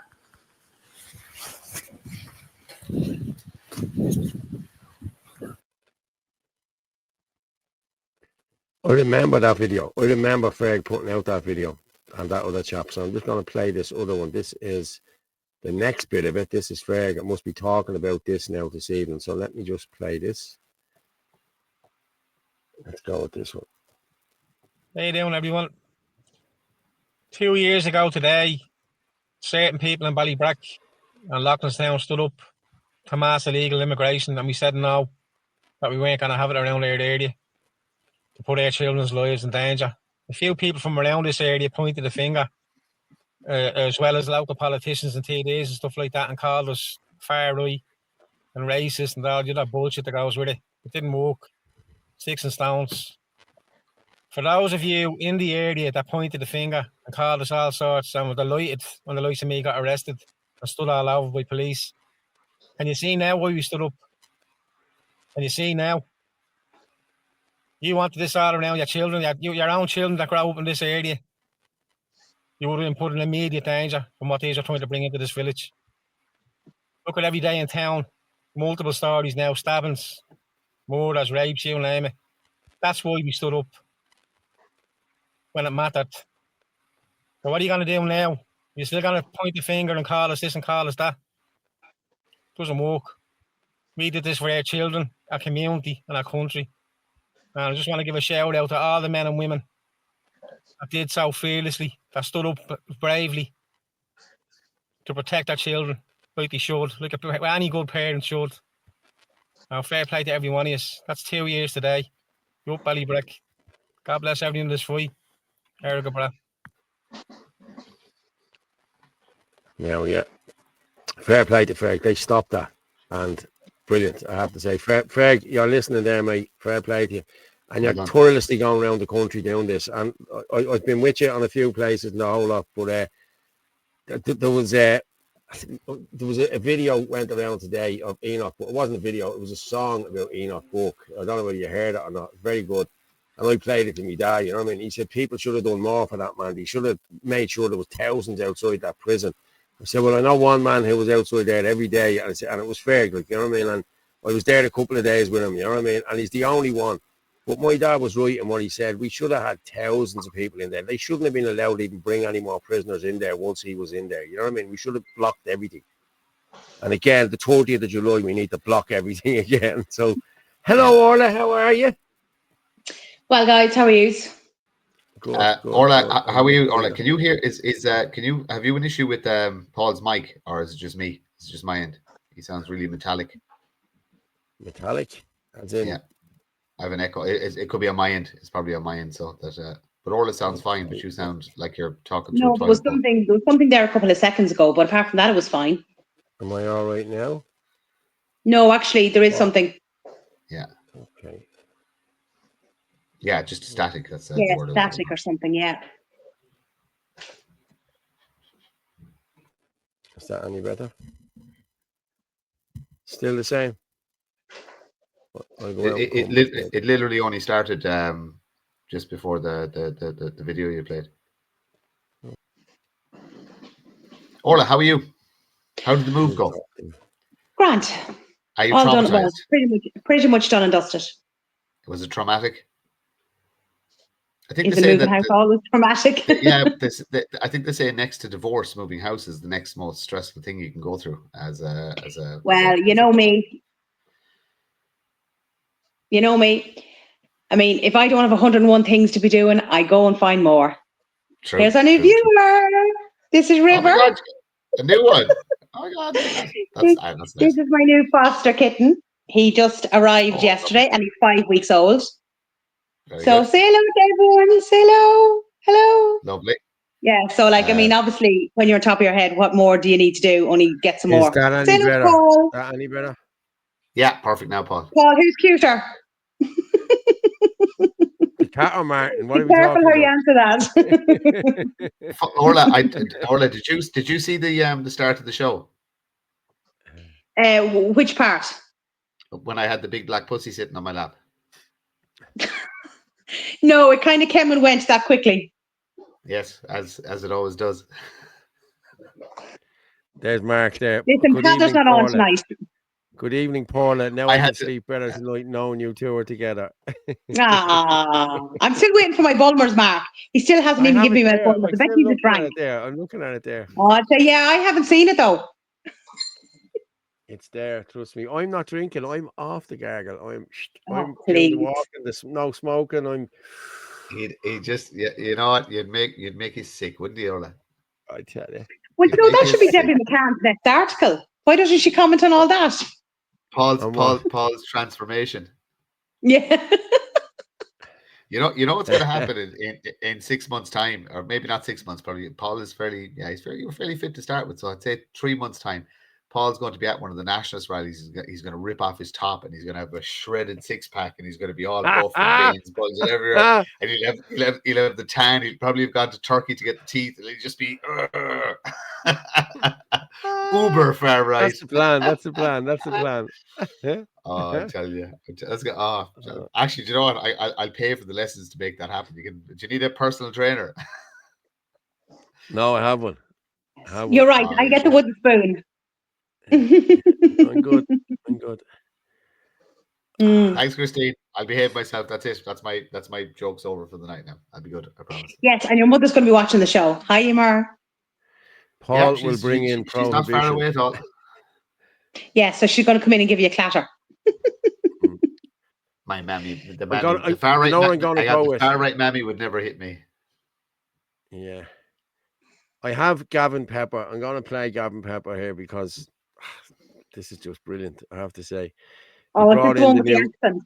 Oh, yeah, but they brought in the new bill. The new bill came in on, they're pushing it through. The CPO, purchase very order. worrying. Yeah, the CPO one. Very worrying. Very worrying. But this is what we were all talking about we for the knew last this was 3 years. coming. Yes. And people told us we were conspiracy theorists and we were nut jobs and we were everything. But no, Gavin hits the nail on the head here. I have to say, this is just brilliant. Go on, I'll play this. Hello, folks. I just want all the people to know that on the 16th of July, I've put a bill through the door, and it's now at the second stage. And I want to learn you all about it so you can say that I'm engaging with the communities on it. It's called the CPO, the Compulsory Purchase Order Bill, right? And to let you know what that means is, well, we need housing. It's a housing crisis, and we need to build more housing. And we don't have any room. So what we're going to do now is we're going to buy your house from you. Like, as you can see in the IFCC, you see all the beautiful, gorgeous apartment blocks. But when you go around them, they surround these estates, like East Wall and Sheriff Street, the North Inner City. And there's houses there. So what we're going to do in the long term is buy your house. without your choice. We're going to offer you a good up to 90% of the income within 6 months. You could get the money from this house. And then you can move somewhere else. And since there's no houses to move to, emigrate. We don't care. Our plan, our long-term goal is to smash these houses down to the ground, right, and build skyscrapers like Manhattan. It will be absolutely beautiful. It'll be like Dubai and Manhattan mixed into one. A multicultural paradise. People from all over the world. I mean, our old friend Roger Gorman, he invited them in 12 different languages, and we've nowhere to put them. No more tents on the street. We don't want that. We want to give them houses. Absolutely. And then we won't have to pay any hotels to have them up anymore. That 145 million for the City West Hotel, that wasn't good. I don't think it was good. The other lads did. It cost us, no. We'll build them houses. Now, Pascal Donohoe, my good friend, we know you're after that European Union, Pascal. But I said, Pascal, I can't put this bill through. People will go mad. The Irish people will run amok. It'll be like the famine. We'll be encouraging people to emigrate, because they'll have no choice whether to sell the house to us or not. And Pascal said, no, James, stop underestimating yourself. You went from being a councillor to a Lord Mayor to a TD. Soon you'll be replacing that plank Simon Harris that nobody voted for in the first place. We just put him there. This is easy. I said, really? Absolutely, my friend. Go for it. Now, I was nervous when I came to the door and did this bill. I was terrified of the objection I was going to get. But this was the beauty part. I came to engage. There was nobody there to engage with. Nobody. Sinn Féin, Social Democrats, Labour, People Before Profit, Fianna Fáil, my colleagues in Fine Gael, the Social Democrats, everybody. They were nowhere to be seen. Aintu, Plateau Bean, Independent Ireland, where were they? Nobody objected to me. It was empty. Verona Murphy, she gave me extra time to speak. It was beautiful. And so nobody objected to it. And when I went into the door bar, it was 3 cheers for James, they say. Have a Guinness on us, my friend. And now I'm here, I'm engaging. We're here on Shrewsbury Road.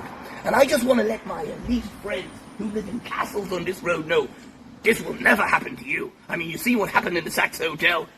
Gaff and Pepper outside thinking it was going to be an iPass centre. We said, no way. We sent in my buddies, the lawyers, who fought against it. And that'll probably be something else now.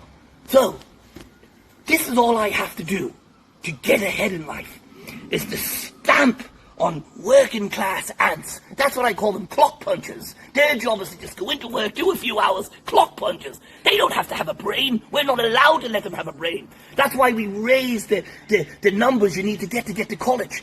Never let them get ahead. And to make it look fair, we'll give them, like, the Trinity Access Programme, a few little programs to make them get by, a few little bob, but you'll get your money. Now, we need to really push this, right? So I'm calling on Virgin Media. Kieran Kennedy, you better have a show on this, you know? RTE, that bailout that we gave you, that these taxpayers gave us the money to bail you out with, we're going to make this look beautiful. We want pictures and papers of how these buildings, these skyscrapers, paradise is going to look. And you'll have people from all over the world that live in them. And if you're not happy and you're Irish, well, just emigrate. Remember what I said. In the last 10 years, we gave out 1.3 million PPS numbers to foreigners. That's right. Imagine what we could do in the next 20 years. Vote Fine Gael. Vote Sinn Féin. Vote People Before Profit. Vote Labour, Independent Ireland, Aintu. Vote us all, because we're all the same.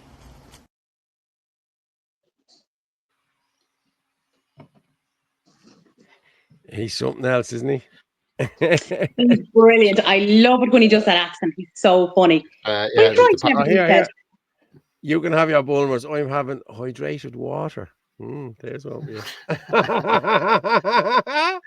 If anyone don't know, is Jaden still on? Jaden, will you please do a missing poster for Paul Fitzsimons, because I think he's been replaced. No, do the 6-pack one. Do the one of him ripping off his vest in at a protest with the 6-pack. Yeah. Tell you. If the politics doesn't ever work out for Gavin, he's an actual skit show in the making there with the character he's come up with. He is 100%. But should we talk about Paul Murphy? Yes, I have him here. Hang on. Well, which part? Like which bit? His recent post where they would be coming from my area. Yeah, I thought it was Ireland for everybody. I thought the Champagne Socialist said Ireland was for everyone. It's very strange. I did ask him, like, you know, the other day, has he replaced his flag on his Twitter post? But no, he hasn't. He still has the Palestinian flag. He didn't revert it back. So he must be planning another trip to Egypt soon. He blocked you, didn't he? Did you get blocked by Paul Murphy? He did, yes, he blocked me, but he didn't like obviously my question. But look, let him go to Egypt. It's absolutely fine. We just then need to close the borders. Yes. Yeah. If there's ever a head I want to slap, I have this desire just to actually just right in the top of his head, I just want to do that just once. I don't mind getting arrested. It's amazing when he was over in Egypt, he knew what sex his child was. That his child was a boy. Yeah. It's not amazing how he just figured it out. Hang on, hold on. But his child isn't old enough to decide his gender, or isn't in school yet. There you go. When he said he was a boy. God. Paul Murphy assumed his child's gender. Oh God, he's such a fucking creep. My God, this is what he said. Did you see? This is what he said. This is what he said to get out of it. Oh well, we don't watch. You know, we're against obviously turning it into some sort of, you know, overcrowded slum conditions. I think everyone would be against that. So we'll see. You know, we're against obviously turning it into. Yeah, of course you are, Paul, you clown. But it's all right to put these slum conditions into our backyards. You know what I mean? Into Coolock, into Darndale, into everywhere. But it's not okay. Don't put it in my backyard. Oh no! No. That won't do it all. They can't help. Yeah, they can't help but show themselves. You know what I mean? They can't actually help it. And if you're still a lefty supporting this guy, you're a fool. You're an idiot. Hey, Emer, you're blocked as well, are you, Emer? Emer, were you asking him about his flag as well? Were you? Knowing who Emer is, I reckon it was a little bit more serious than that. Whatever was said. Well, I'm expecting Dr. Jet to block me now because I just put up a post there a little while ago. Oh. He's looking to be president, Dr. Tony Holohan. And I just pretty much said, just in pretty much 2 sentences, after everything he's done, it would be like voting for your executioner. Mm-hmm. But is it? But they're actually trolling people now by the media suggesting this because they know that they have the system so locked down that the likes of Nick Delhunty and others who are putting their name forward from a nationalist point of view cannot get on the ballot paper, and they're just throwing out these names like confetti because they're state approved. So we're going to have 15 state approved candidates. It doesn't matter which one of them actually gets elected because they all have the same gun to their head and nothing is going to change. Which is why you can't change the system. We have to destroy the system. If the election is run and a nationalist candidate isn't allowed on the ballot, we should elect our own president. As put forward, we get a couple of people to put forward their names to genuine people who have the clout and intelligence to actually be the president of Ireland. So that's a fairly small cohort. But any person who has sacrificed whatever over the last 5 years to put their name forward, yeah, yourself, Paul. I have no issue with that. Put yourself on ballot. I'm joking. No, seriously, literally, but no, I have no problem with that. Put your name forward, and we will have our own election. And we will elect our own president. And okay, we're going to need a lot of numbers, maybe 100,000 people to vote. But we can do that, and it's something we should pursue. If no nationalist or I would say right-leaning candidate can get in the ballot, let's organize our own election. I can think of so how do you decide who gets to? Look, there's people like Ferg, there's people like Paul, there's people like Orla, there's loads of other people across the movement that are respected to be able to nominate a candidate, and you get a couple of nominations for people behind you, and we whittle it down to 3 or 4. Put them up against each other. Let's do debates. Paul, host live presidential debates, alternate presidential debates on the Irish Column, and let them put out their stall.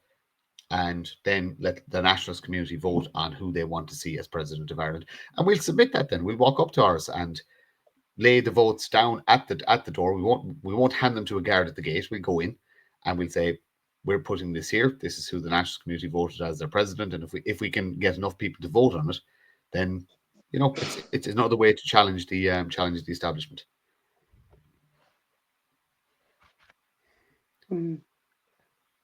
I love the way Paul didn't go, hey, no. So, Paul, are you going to go for president?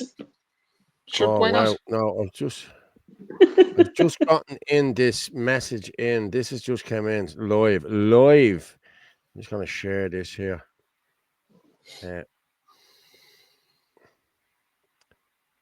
Okay, so this happened to a girl tonight. Lindsay is her name. This fella walked into the house and the husband was there and he's handy enough. He threatened to rape her. He threatened to rape the girl and her husband was there. Okay, look at this. There he is, look, on the ground. The husband has a hold of him, look. Oh my God. Now, there's plenty of blood there now, I'm being honest with you. But yeah, he broke into the house tonight and threatened to rape that girl. And her husband was there. Where was this? The two great patriots too. We know who they are. I know who they are now. Yeah, I'm not being told. Is this in Dublin or where is it? In Dublin, yeah. As far as I know. Oh my God. But now that's the bastard who did it. So yeah. See, this is what happens. These people get into the houses. If you're not, this is what happens. You know what I mean? It happened a couple of weeks ago as well. Do you remember the girl? Your mum was outside the house trying to break into the apartment over in Sandy Cove or Sandymount or somewhere like that. And the husband was rang. He came back. He gave your man a few slaps. And the guard, I don't even think the guard took your man away. You know what I mean? But this is what happens, people. Be vigilant. And listen, start training because this is what you have to do. You have to bash these fuckers. I'm sorry. That's what you have. I'm not sorry. I'm just saying. I'm sorry for cursing, but like. But you have a legal right to protect your home, your property, and your family, and you may use reasonable force. And like I said, it's a judge that decides what is reasonable force. But you do whatever you need to do to protect yourself, your property, your family, whatever is required. It doesn't matter who is entering your home. You ask them once to leave. If they don't leave, and you feel that if you ask them to leave and they don't, you are now under threat. And you were entitled to defend yourself and defend yourself with extreme prejudice.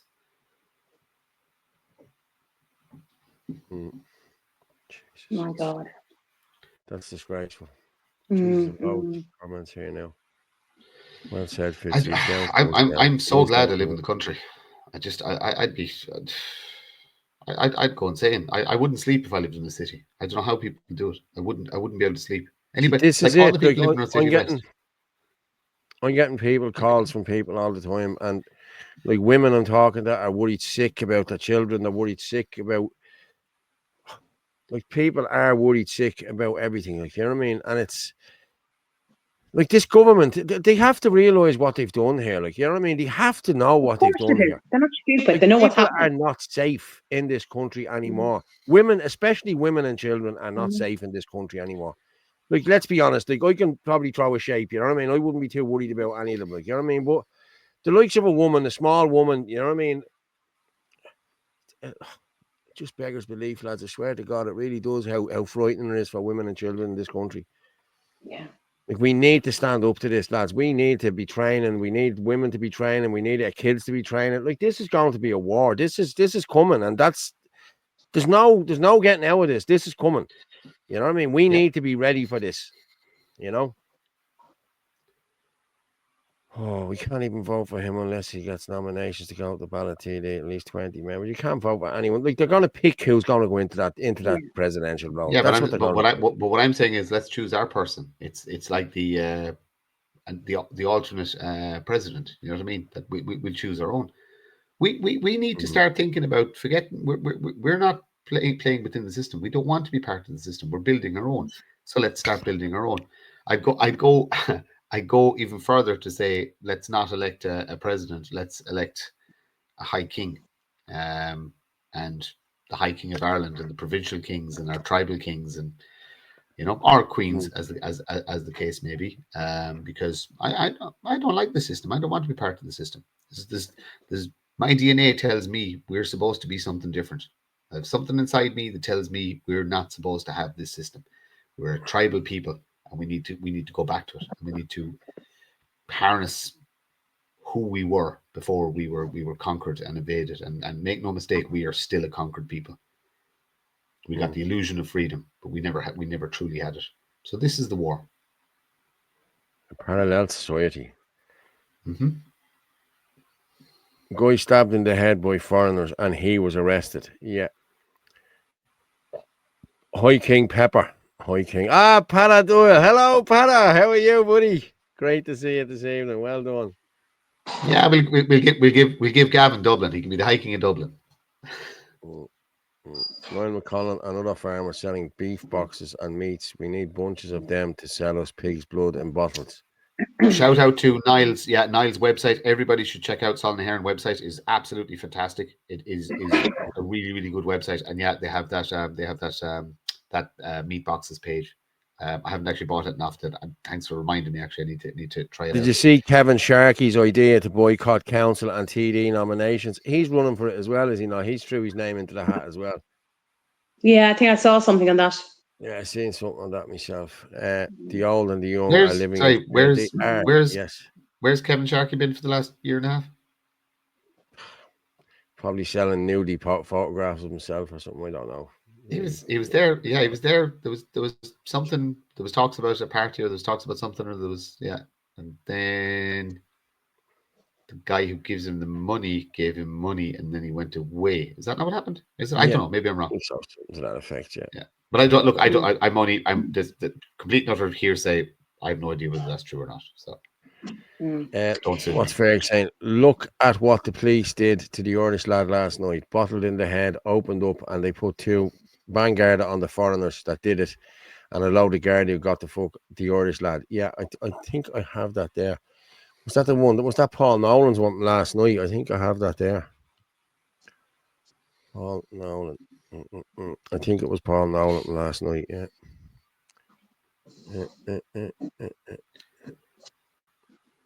No. Oh, that's the US politics site I'm on. No, I haven't got it.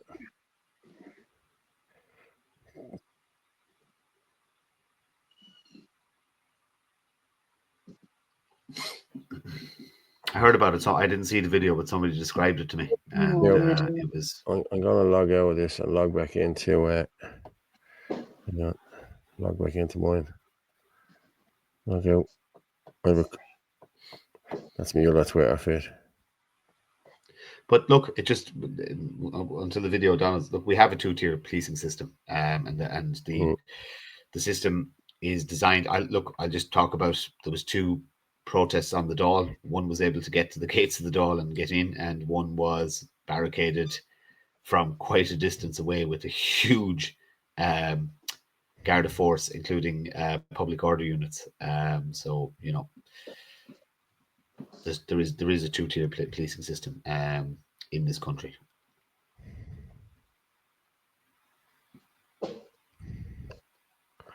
Yeah, I'm gonna play this here now because I'm just gonna play this here just to talk about this. Yup, Fitzy. Yup, Pada. How are you, buddy? Hey, Pada. Good to meet him in now. Yeah, Lou Ferguson. Lou Ferringo. The Hulk. Remember him? Yeah, absolutely. You shall surely set him king over you, who the Lord of God shall choose. One from among your brethren you shall set king over you. You may not set a stranger over you, who is not your brother. Okay. Amen, brother. Amen. Amen, brother. Pada Doyle. Noel does good live streams. Covers. Yeah. Loads coming in here. Lou Ferringo. Yeah. I'm going to carry an 8-king dumbbell just from Musseltown. A barbell with 55 kilos will be probably a bit more cumbersome. Yeah. Actually, this is from Christine. I'm not going to put it out here, but I might message you on X. I'll give you a little idea on self-protection, a little tool that I use that's very handy. Okay, I'm going to play this here, but the thing of this is, There was a guy, an Irish guy, was attacked by 2 foreigners last night with a bottle, and the Gardaí arrest him, the guy who was attacked. And watch.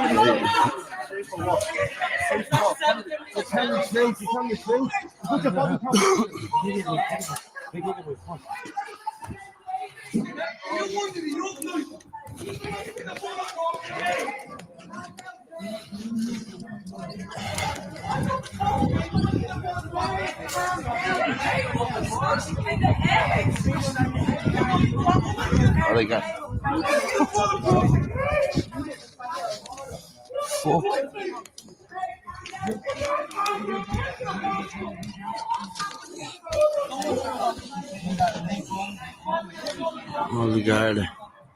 Look at them all.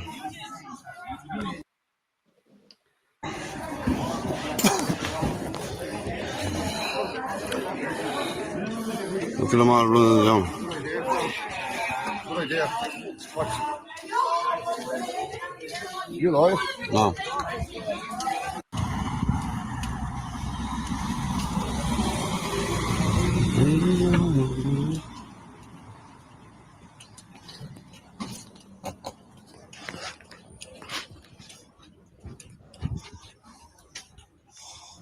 There you go.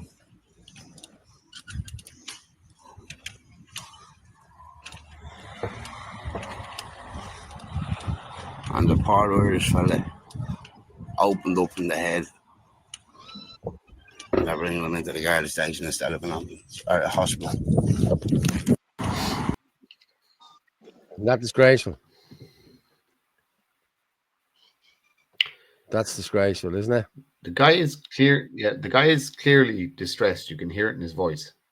He's clearly distressed, and he's been surrounded. He's been surrounded by, I counted between 6 and 8 guards, when he's trying to explain to them that he's been attacked by the 2 little scroats. And the 2 little scroats, by the way, they're fucking good actors. They go all quiet and meek. They know how to play the system. Yeah. Right. The guards need to cop themselves on. They need to cop themselves on and realize. But they milked that chap. They milked that chap with the bleeding battens. Like they slaughtered him with the battens. They had him on the ground milling them. It's disgusting. It's disgusting. Look, the simple fact of the matter is, when this kicks off on Garda Síochána, I looked at some of the children they put out against us when we went to Dublin. They're going to throw you to the machete-wielding animals. They're going to throw you to them. And you're not going to be able to deal with the machete-wielding animals. You need to pick a side now. You're either with the people or you're with the state. I know they pay your wages. I understand that. I understand you've bills to pay, etc. I understand all of that. Is it worth your life? Is it worth your children's lives? Because that's what you're playing with by supporting this. The Garda Síochána needs to make a decision. Are they going to uphold their oath and do what they're supposed to do, which is protect the interests of the indigenous Irish population, or are they going to just do what the state tells them to for their pay packet? And that's it. And remember, we're almost ready. As in, when this stuff kicks off, I'm safe. Orla's safe. Paul is safe. We've our communities built. We're A1. We are fine. Who's going to save you? Pick a side. That's it. They're doing another whole lot of more. Paul, do you want to play? There's 2 videos there. One is Radio Geneva, and the other one is about that poor girl over in Spain. But it's really well done. Hang on there.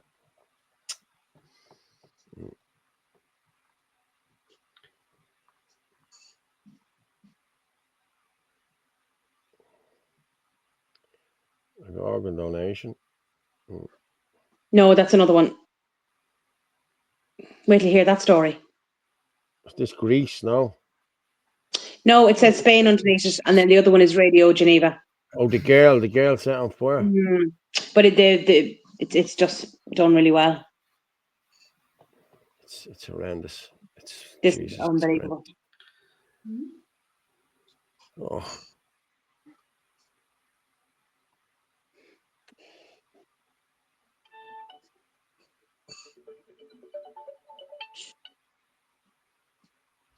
In Spain, after burning a 17-year-old girl alive, he doused her with fuel and set her on fire. 17-year-old girl. This Moroccan arrived in Spain illegally 6 weeks ago. He was on a migrant boat. He arrived into Spain illegally. Within 6 weeks, he doused a 17-year-old girl with fuel and set her on fire. She suffered burns to 95% of her body, and she is now in intensive care fighting for her life.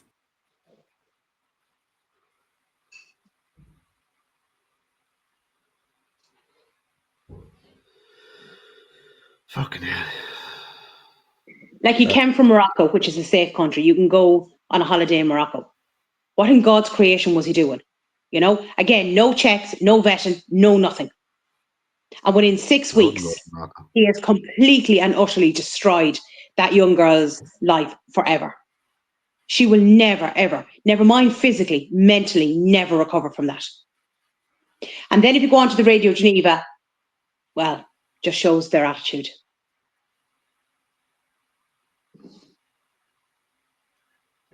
The Radio Geneva one, is that what you said?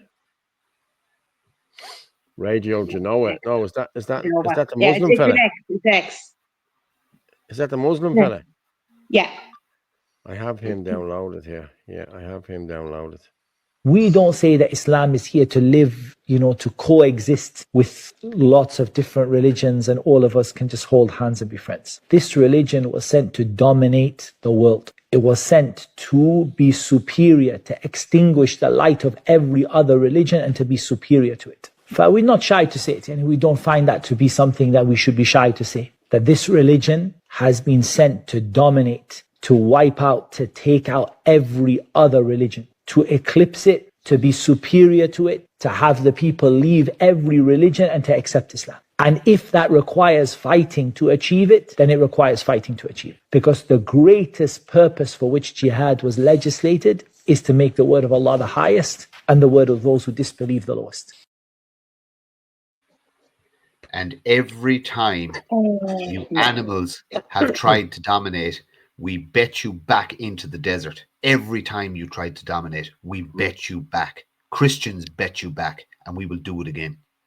Exactly. Yeah, but we weren't. I'm going to be honest, Martin. That's when we were fighting. We're not fighting against them here now. They're being let in here. They are being. The doors have been opened.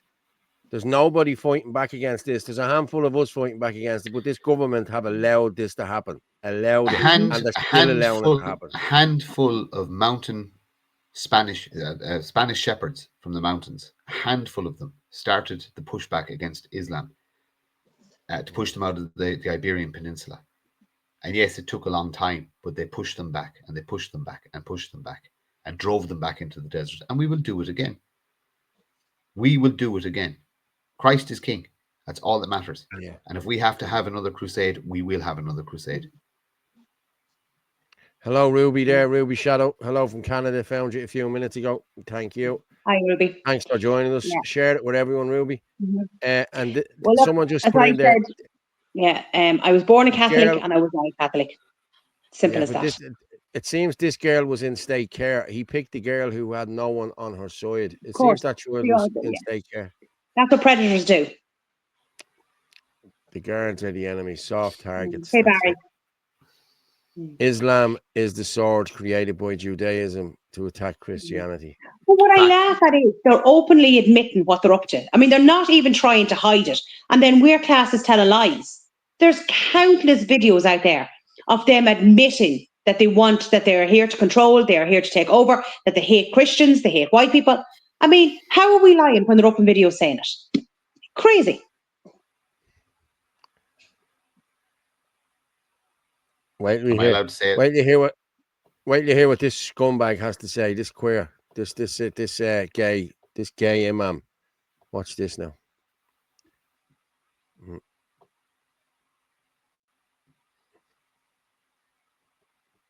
Wait till you hear what he has to say. Irish national anthem be taught in school? Seriously, should the Irish national anthem be taught to children in Irish schools? This is shocking. You know, I, as someone who moved here 23 years ago and who is the chairperson of the Irish Muslim Peace and Integration Council, you know what I did? I taught Irish Muslim children the Irish national anthem. And you know what? They sang it in Eden Croke Park in 2021. This is way before these patriots, so-called pseudo-nationalists, started chanting slogans of Ireland for the Irish. This is way before. And you know, some of these lads, they don't even know the difference between the Ivory Coast's flag and the Irish flag. This is how much they know about Ireland. Like, ask them, can they sing the Irish national anthem? You know, Muslim children, Irish Muslim children, this is how they sang it.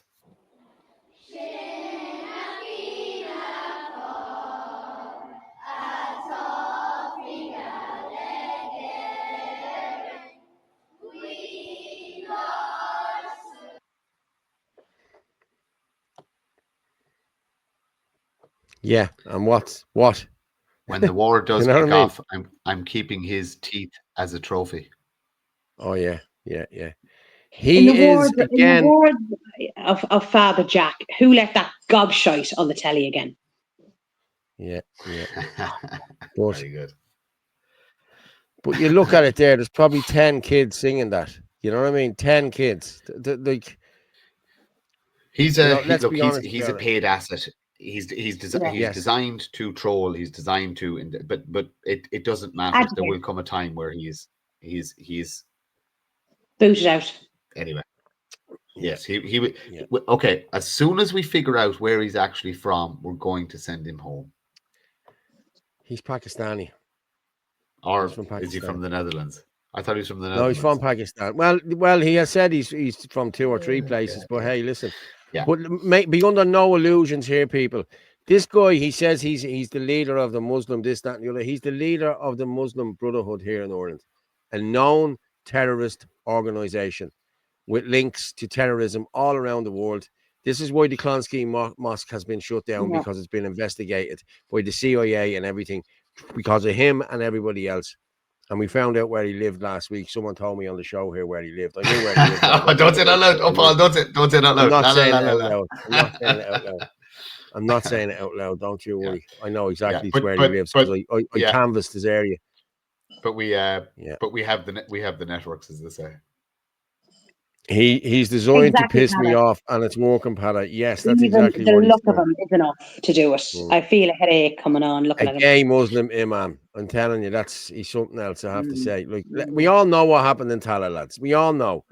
Somebody's father caught him in the car with the young fella and clattered the head off him, and then he ran to RTE and said, "Oh, boo-hoo! I was there to marry somebody." No, you weren't. You know what you were doing there, you dirty, filthy animal, you scum. But you'll get your comeuppance, don't you worry. Don't insult the Dutch by saying he's from Holland. We won't. He's not. He's from Pakistan. That's what he said. We're not saying that. Pakistani. We're saying what he said. He said he's from the Netherlands, and then he said he's from Pakistan. And you know he's arse from his elbow. Anyway, you're going back to a country where they're going to throw you off a rooftop because you're a big gay. Yeah, exactly. Now you have it. Now you have it.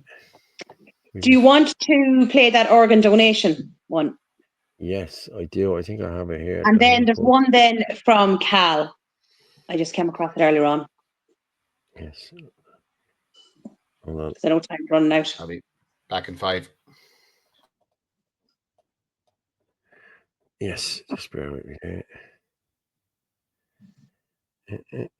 there. Sorry, let me just share this now. Look at Annie's comment there. Very good. Yours? Angie, 7 trillion nerves in the human body, and Dr. Alligatri gets on every one of mine. Yeah. Allegedly. Yeah. Very true. The vagus nerve. Did you know what the vagus nerve is? Do you know what the vagus nerve is? Oh, I've heard of it. I can't think of it. Okay, well, I didn't know when I got a lecture on it last night, and it was a good lecture now, I have to say. Yeah. Oh, I've heard of it. I just can't think. The nerve, it runs right down your spine, and all your other nerves are attached to it. It's the vagus Right. nerve, yeah.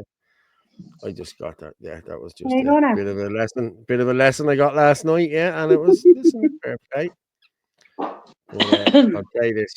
Yeah, I'll play this now. Declared brain dead wakes up during organ harvesting. You cannot make this up.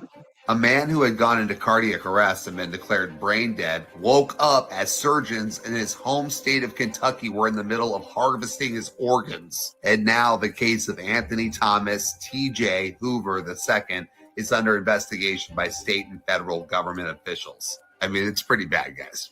So basically, he gave permission for his organs to be donated in the event of his passing. Now, to honor his wishes, the hospital tested which of his organs would be visible for donation, and the facility even had a ceremony honoring walk with him. Get this. While going down the hallway during his honoring walk, his eyes started to open and he was looking around the room. Okay, so this man woke up during his heart catheterization. They were getting ready to remove his heart. This is when he started to thrash around, cry, started to pull his teeth out, and was pushing everybody's hands away. So the surgeons are like, no, we're not doing this. Absolutely not. The CODA coordinator, CODA standing Kentucky Organ Donation Association, their admin for guidance was told, you will find another surgeon or you'll lose your job because we're going to complete this case. Somehow this guy lived and made it through this. And now he's having to have neuro exams and all kinds of trauma from the shock. So I don't blame his family for wanting answers. Really makes you think twice about being. There you go. But I mean, there is no proper definition of brain dead. Like, how many people were told, or families were told, oh, you know, the person's brain dead? What if they weren't? Like, how do we know? I've been watching stuff, okay, and there's no such thing as brain dead. Apparently, this is what I've been watching. I've been watching this. What's that nurse's name? She's a nurse in England. Samwaria or something is her name. She's a blondie girl, but she's been saying it all along that there's no such thing. If there's brain activity, you're not dead. Simple as. You know what I mean? If there's brain activity, you're not dead. Now, and listen, I know people who have let loved ones die, and I'm not saying let them die, but have We switched off don't know. This machines. is the thing, you know. This is it. We don't know. There's not enough studies done on this. Like, you know what I mean? People don't know. But And how many doctors could be paid off as well, you know? yeah. If they're looking for particular organs for, you know, that are with a certain blood group. They have to give paralyzing drugs because the donor shows signs of stress. Yeah. Kate Chimarani. That's who it is, Lamb Chop. Yeah, Kate Chimarani. Yeah, that's her name. She's a nurse in the toxic world. She's brilliant. She is. She's been talking out about Oh yes, I know COVID who you're and talking about everything. now. Yes, she's And I very think good. her own daughter was something happened to her own daughter only a while ago. The organs from a dead body cannot be used. Exactly. Yes, that's it. Exactly. Dead organs cannot be used. Yeah. You know, don't believe anything doctors say. Yeah. Do you want to just play Cal's video? I think it's probably the last thing I sent over. Yeah, and then we might finish it up then because it's 10 past. Well, we've got something after that to play. Like what? What have we got? I'll tell you in a minute. Okay, grand. It's nothing about me, is it?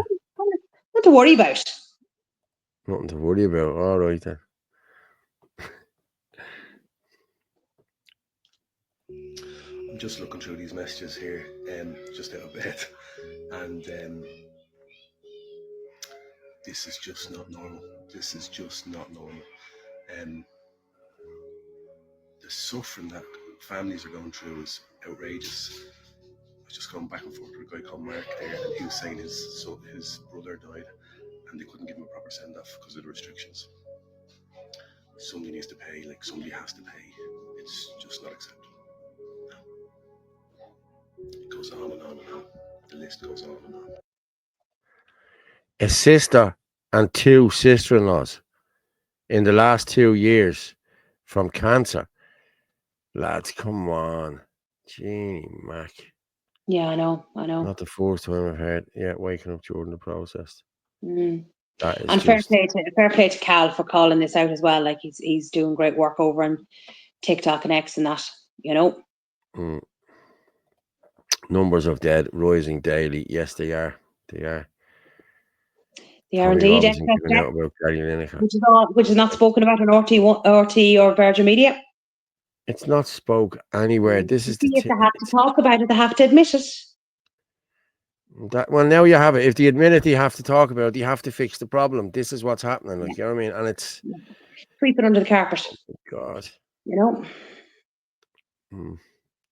Some of your messages Paul showed are not in the chat for me. Some of your messages Paul showed. Okay. I don't know what's happening there. I'm just going through the ones I can there, the ones I'm seeing there. My neighbour had just had a massive heart attack, fully jabbed. There's a lot of people have, and like Tommy Robinson is a Jewish Grifton Shabos guy shield. He has controlled opposition. Dairy is the biggest cause of cancer. Dairy, I don't know, John.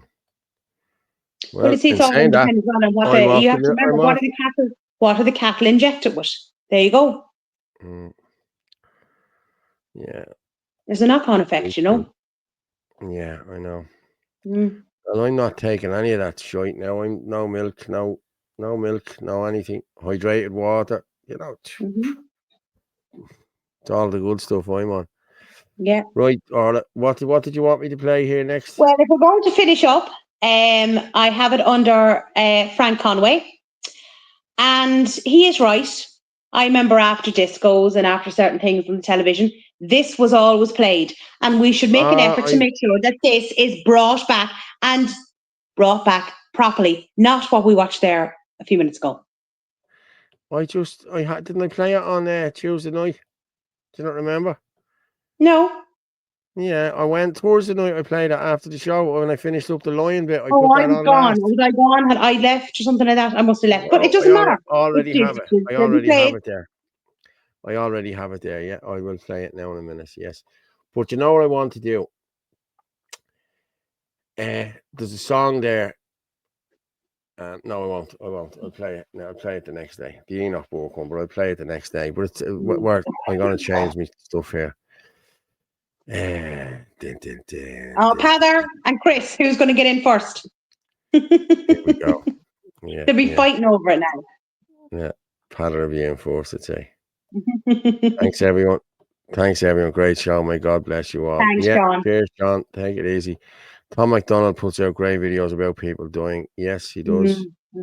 Tom is Tom knows. Tom has loads of friends who have died over the last couple of years. You know what I mean? Since all this started off, and he'll tell you out straight. Listen, this is what's happening.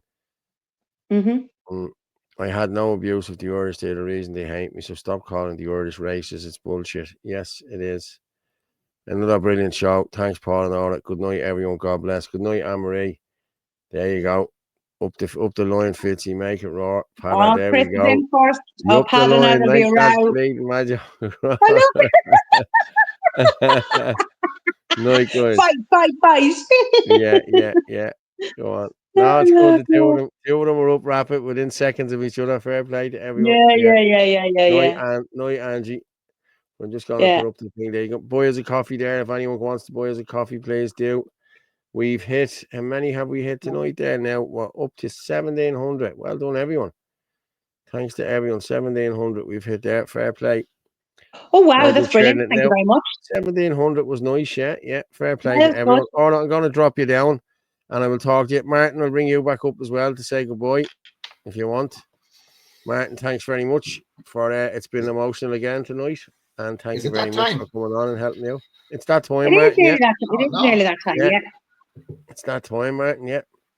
So I'm going to drop you down, Martin. Thank you very much. And I'll talk to you in a few minutes. Good night and God bless. Orla, thank you very much. It's been emotional. And I will talk to you in a few minutes.